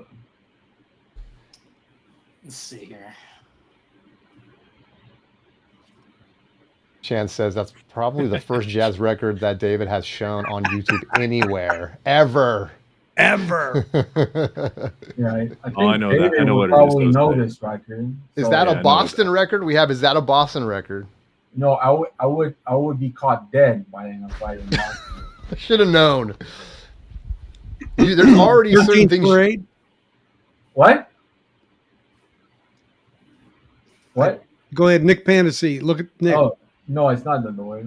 Okay. No, the audio file gives it away It isn't. Well, it's been reissued as an audio file. by everybody. This is almost Eagles? half Is the- it the Eagles? No, it's Henry almost says half. That's Eagles. Willie Nelson Stardust. Oh yeah, there you go. Yeah, that's right. There you go. With the best photo of a human being wearing a hat in the back. We would have guessed it if that was the front. It's a really good record. Well, MoFi right. did this. Who else did it? Analog Production did it. Analog Productions did it. Vinyl Me Please did it in the box. The Willie Nelson. Yeah, box. this is a beautiful record. Yeah, Booker. What is that? Booker T produced that, right? Yeah, he did. Beverly Park. Yeah, Booker T. Jones plays the organ and the piano as well. So there you go. Well done. Well done. All right. You got more for us, Chris? I got a couple. One's a little modern and one's a layup. This is I always associate this with record snobbery. It's another one, Rojas. Oh, this is probably. perfect then. Wow. A little bit more modern. Oh, is that oh, what the fuck is that? The Police Walking on the Moon. There's a dog. I think that's Promo what that of the is. Billie Eilish RSD. Vocals only. Oh, that's 95% of the record. I don't know what it is. Well, I think Anyone? Anyone? Concert Buddy with James Anyone? Taylor. Anyone know the effects? Don't show it Anyone? yet. Don't show it. Don't show it. I know Don't what show it- it. I know- Don't I know show it. that- I know that Go- record. Stay I right don't there. know. Let's see. Give people a chance to type it in if they It know. has a tiger on the Anyone? corner. I don't Anyone remember know the name of the effects? record. Type in your answers, folks. What the fuck? Somebody There you said go. Slash autograph a picture from me. yeah. Somebody got it. Beta Band 3 EPs. I just referenced Band. High Fidelity with this one. Yeah, I know the record. I just forgot the name. JS, right? Okay, that's the first time we. Okay. Nice work. Nice work. All right. I have. Who's up? I have I'm one losing track. hot. I have one right now like this. If somebody can hear me. Who's got one queued up? Me? What the? I got a layup Alright. queued up for the end. Let's go. Let's go, baby. Let's go, baby. There you go. That's all you need to know. That's all you have to know. Ooh. It looks like blue and orange and camouflage. Adam Sandler. You wish. Anyone? Anyone? No. Dylan. Final Dreamscape. All right, but what is it? Jose's Oh, copy okay. of New Kids on the Block, hanging tough. It's an overlooked Dylan record, in my opinion. We got Overlooked Dylan. Who knows the title? Oh, I think you just gave it away, Chris. Now I know. We need a bootleg series. Salt and pepper. What the fuck? I think Sean Vinyl's Dreamscape. He got it. It's Dylan. He got Yeah, it. yeah, but what? Yeah, but like, do I stop when somebody names the artist? Well, Well, all right. at this point, okay. This, Bob Dylan, this is a very good record. I think this Very period is good. really good. And it Empire has Burlesque. Dark Eyes. Dark Eyes might as well be the best song he wrote the whole fucking in the 80s. And Yeah. look at that fucking Disagree. jacket. Look at that I'm swag. Look at more this inner photo. infidels, Joker Man, Sweetheart Like Look at this You. inner photo. My God, look at it. It's so fucking good. He looks like your uncle going bad, right? He never wore that shit ever again in his life. That's I would say that's post cocaine Bob Dylan, right? Yeah, yeah. But like Thing. the music videos for this record are so hilarious because he was like in Japan recording those videos. Like, has anybody seen what is it? Tight Connection to the Heart definitely is recorded in Japan. It's pretty There you go, Tight Emotionally Connection, Yours. Wyoming on Dave. there. Emotional Yours. Really good. And That's good. Eddie Smith used to Totally cover overlooked. our guys all the time. All right. That's it. That's what you should tweet, Dylan, Jose. Like, are you going to make more videos in Japan, Dylan? Please. Dylan, please don't die. I beg you, please. It's gonna be a rough. Can you get day to with get? That does his own Walmart shopping. What the fucking type of English is that? That's does his own Walmart shopping, Bob Dylan. Somebody called for strokes. What is this shit? He's saying that's does his own Walmart shopping, Bob Dylan. Shit, I thought I was the immigrant. Oh, the camera finally going out on me. Okay, hold on. There you go. Right. You have to go another one? Who's up? Let's give someone else a chance. All right, there you go. David, I see he's looking for the perfect record. Who's got? Chris, you want to go again? Oh no, wait, hold on. We got a tip right here. I got a layup. Let's Oh, let Jay Rojas. go, and then you're up, Chris. We got blue. Oh, okay. You should just get it right now. Yeah, come on, Yeah. guys. We can I say it? Chad is sleeping tonight. Can I guess You it? guys got this. Do I have to wait? Oh, there you go. Somebody said There it. you go, Nick. Boom. It could have been the Phillies, the better option. Weezer. There it is. That was a good one. That was a. What do you call You it? know, I'm taking right. all my mainstream albums to town today. So. I mean, this All is a You're up, Chris. this is a simple one, This is the layup, he says. but a fun one. I'm gonna do it how you're supposed to do it. So Well, no, I like your technique. Your technique is good. Everything is the white think so? album.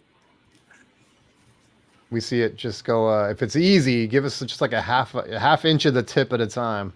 The fuck is that? Oh, I know what it is already. Do I say it? No, I can't. No, don't say it. Don't say it. I chose this for you, Jose. Say it. I'll go a little bit more. Metal. Yep. We've got Tokyo. Tokyo record style. This is my favorite Floyd. That's a great pick. I think I did metal a couple months ago, probably. You know, speaking of that record, I met up with Jim from Record Collector News in California, and he played us the Better Records, the Tom Port version, the hot stamper of metal. And we compared it to a Japanese pressing, and guess which one won? Which one sounded better? I don't know. I don't know if it's a trick question. Tom Port's Better Records pressing. I'm gonna go ahead and said that hot stampers is not a thing, and I don't know if I have to go get my audio engineer degree, but fuck Tom Port and that piece of shit scam. All right, there you go. So, I mean, Jose is going to wear his hot pamper diaper soon when he hears that hot stamper of metal.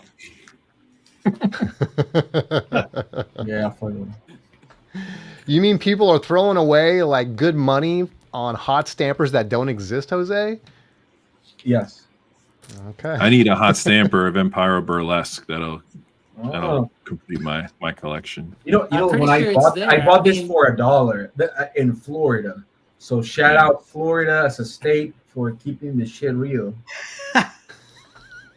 This is Florida in general. I think Florida in general is underrated as fuck to go look for records. There's always good record stores. There's always good bookstores, and they're all cheap as fuck. None of those Yankee fucking prices. You know what I mean? Ooh, okay. To follow up your In 12 the inch. car The line. 12-inch, very nice. This is Depeche. the 7-inch of Dreaming of Me.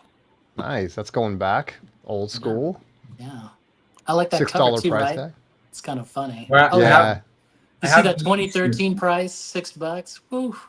Wait, I have the easiest one of them all. Just the tip. All right, go for it, Jose. We got a few more, and then we'll sign out. Yeah, there you go. Oh, that's easy. I already got it.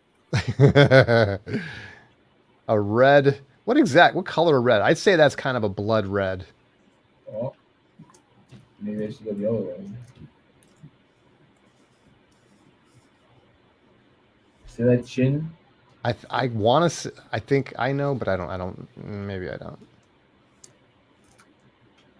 It's not the Could be Bee any Gees. number of records at this point. So we got the red. Half the cover is just a field of red. Bee Gees Odessa.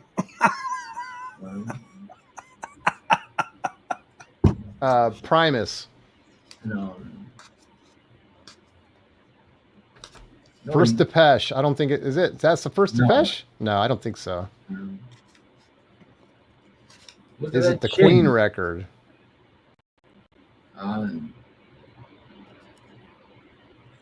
Come on, this is shit. The easiest shit I got. This is the. Easy now says the Red Album. Yes, right. Meatloaf, Bet Out of Wow, Hell. I didn't know you had that record. That's funny. Okay. There are people becoming apparent at this point. Upstairs. Is it U2? No. Is it Queen? Should I get I mean, people not hints? Queen. I think Concert Buddy got it. Oh, the consummate Bee Gees. Yeah, it was the BG. It's one of the I was right, best. There Bee you Gees. I go. just got the wrong record. Yeah. Well, you did it too early, so I was like, all right. Yep. Well I- played, Jose. Well played. I had never listened to this record before, and when I got it, I put it on and I had a good time, and I kept it, and again, I always say away, but Bee Gees underrated in the sense that people only know like 2 records worth of songs, but the early stuff is really good, very melodic, and this would make a grown ass man cry. So Main Course is real good too. Another one that's theirs. They actually made a super disc of that. I've got a version of that. It's Oh, really? audio file. Yep. Concert Buddy wants to know if you guess it, do you get the record? Are you going to yes. send that to Chance? If somebody guess in 50 seconds, I'll give them $100 if they can tell me How many Like, inches? You got to go by inches. it's a cassette. What That's is what it? she said. 1, 2, I can guess that tip in 3 inches. 4, 5, 6, Let me give you a tip. 8, 9, 10, 11, 12, 13. I'm serious. I know Yeah, about yeah. We don't have all night. Charles Manson. No. 23, A very surprised fella. 25, 26, 27, 28, 29, 30. Now we got. All right, all right, You'll all never right, know all what it right. was. There you go. I got one. Here we go. David Ready? Bianco. I got it blocked off there. The part of the words. Oh, I know what this record is. Okay, we got a nice Beatles haircut at the top. I'm guessing it's not the Beatles. Correct. We got a black field. I like their second record more. Even the third record I enjoy. I don't Yep. know. Naz. we Wyoming got- Dave got it. or Oh, somebody Wyoming else. Dave. No, and Vinyl Dreamscape got it first. The Naz. Wyoming Dave. Dave. Todd Coming in Rundgren. clutch. Todd Rundgren. There you go. Very nice, very nice. Their Beatles cover. All right. Well, I guess I'll show one. Then we'll maybe go around one more time and we'll call it.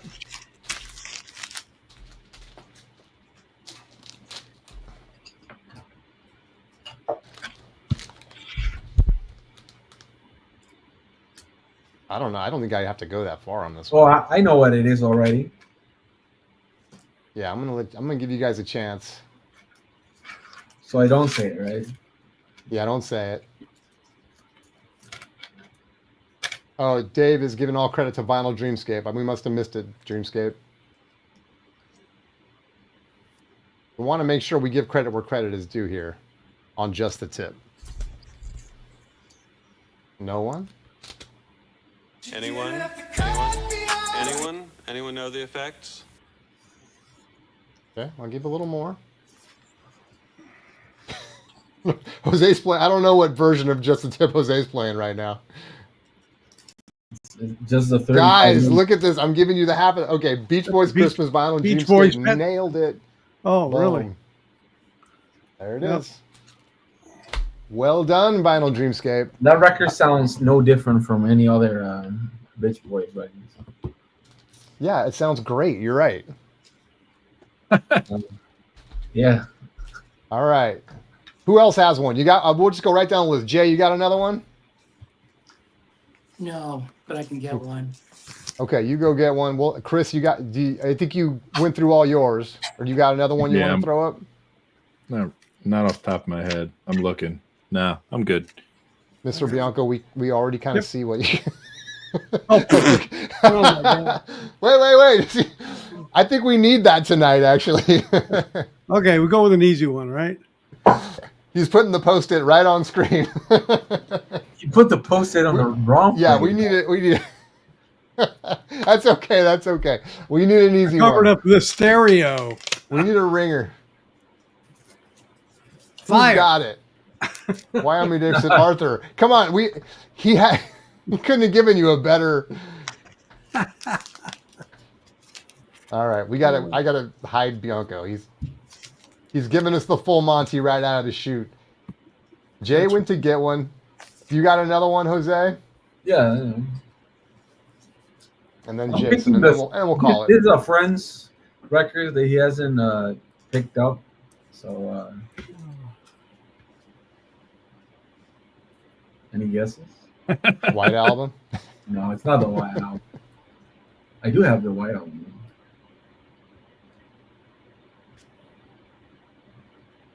It's not the White Album. Oh, there you go. That's all you have. We got a little something. Now that should be it. Really? Yeah, you should know. You should know what the fuck. Woo. This is one of I the think you- top-selling albums of all time. So I know Listen, what it give us a is. hint. Wait, Come on. I know what it is. I can't believe you own that. no, I don't know. It's a friend. It's I have a stack of records here. A friend has to pick up. Can we have a clue? But I do know every single song from this album. Somebody mentioned him, right? Earlier. James Taylor's greatest hits. There you go. Anyone? There you go. Anyone? There you go. It's I don't even knew that this was a gatefold. It's a gatefold. James always- Taylor. James Taylor. Amazing. Tokyo. I can't. If you were typing that when we got the answer, I'll give you half credit. All right, Jay's back. You're giving us. I don't want to blow you up yet, Jay, because I see a lot of the tip right there. We got more than the tip. We got like I don't want to say. All right, it. how about that? Okay, there we go. Let's start there.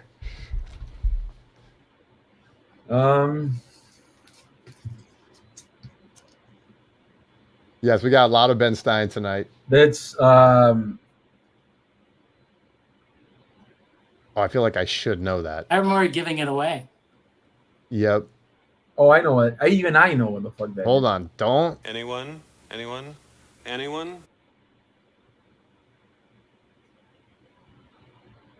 The Doors. There we go. Wow, that's like. Well, I guess JS. Yeah, sorry, I missed it. Got it up there first. Sharon Boom. got it along with Sean. This is That was kind. Waiting for Yeah, the we got like a Sun. three-way tie. that rare mono, right? Ray Romano, my boy Ray. What'd you pay for that, Jay? I think I bought it in, oh my gosh, Minneapolis record show, I think for $50. $50. There you go. The rare mono of Waiting for the Sun. All right, can I do The my shocker last one? Can I do my last is that Jay just showed an OG that he paid more than $5 for. Yes. Can I show my last one? Oh yeah, go ahead, and then I'll do a mic drop after this. Good job, Caesar. All right, there you go. That should be it. Oh, I think I know it. I know it. You guys know this. Mozart. And let people type it in. Yep, it's Tegan and Sarah. There you go. We got Bowie's across The the OG gay board. pop. There you go. Fluffy, Nick, Dreamscape. Yeah, there you go. Yeah, What's the title, guys? Too late. Monsters. Scary Monsters with the Obi strip. I don't know why, but there's a guy here that has like a lot of Japanese records for good price. Very nice, very nice. This was like 25. All right, this put everyone to bed with this one. Here we go.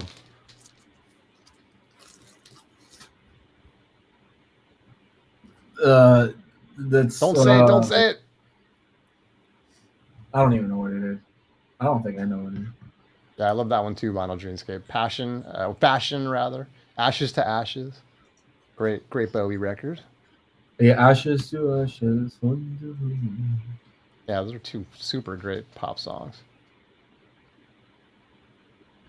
Nick! Woo! Oh, there you go. Well done. All right, see, there we go. Someone showing us how it's done right at the end. Very nice. Black Sabbath, Volume It's got 4. what, Snowblind on it, I think, right? Is Yeah, of course it is. That was the original name of the record. Oh, right. Because everybody was Noise. snorting cocaine like crazy. That is right. All right, does actually- anyone... So go ahead, Jose. Go ahead. Oh, anybody got the box set? Because the Volume 4 box set comes with a poster when the record was going to get released as a Snowblind. I don't have it. Great fact, though. Yes, I have it there. Does anyone have any last words before we sign off? About Record Store Day? This record is just bass player gone wild. That's what this is. You know, fancy twinkling piano, but then bass player gone wild. You know, Bass players gone wild. that's what this is. Waltz for Debbie is a better record than that, and that was recorded a day after or a day before. Again, I disagree with Jose because he has supposedly audio engineer, degree, or Well, that's more he's about wearing the music. Pampers. Supposedly. You want to go Again, get my bass player title? gone It's wild. right there. You know, We need to see the credentials. Yeah. All right, guys. It's been fun. That was a tough just a tip. Okay, well, we might put that to sleep for a while. We'll come up with some other games for the future, but appreciate you guys all being here. For everyone that hung in there for a couple hours to watch this show, hope you had fun. thanks And for for doing it. everyone listening, thank you. Although I don't think anyone's listening to this to the freestyle on this one, but thank you to all of the guests on the panel and offering not only their great pickups, recent pickups, but also their hopefully Record Store Day is listening. That's all I can say, because I think we can fix it. no one can fix it. Just Record Store Day, you stay the same, so I can flip this for 200. See, that's what you're dealing with, RSD. That's what you're dealing with right there. You know, Is that what you want the VC to come to? we just need Yes. some more young VC people making videos, getting butthurt and crying. You know. Oh, gosh. I waited 24 hours. I couldn't get Taylor, and Taylor was waiting for you. Have a heart, Jason. Have a heart. All right, guys. Thank you so All right, much. We're going to everybody. sign off. Appreciate you. Take See it easy, you everybody. next See time. ya. Be here next Thursday. Oh, I think actually, Concert Buddy, am I mistaken? You're going live Wednesday, right? Halloween is Thursday. I think we're going live on the A side on Wednesday. Correct me if I'm wrong. So, so when you save the date, make sure you change up your calendar so you guys don't miss. Do a Westman slamma-jamma. Yes, yes. All right, guys. Thank you so much. We will see you next Yeah, time. buddy. Take it easy. Bye-bye.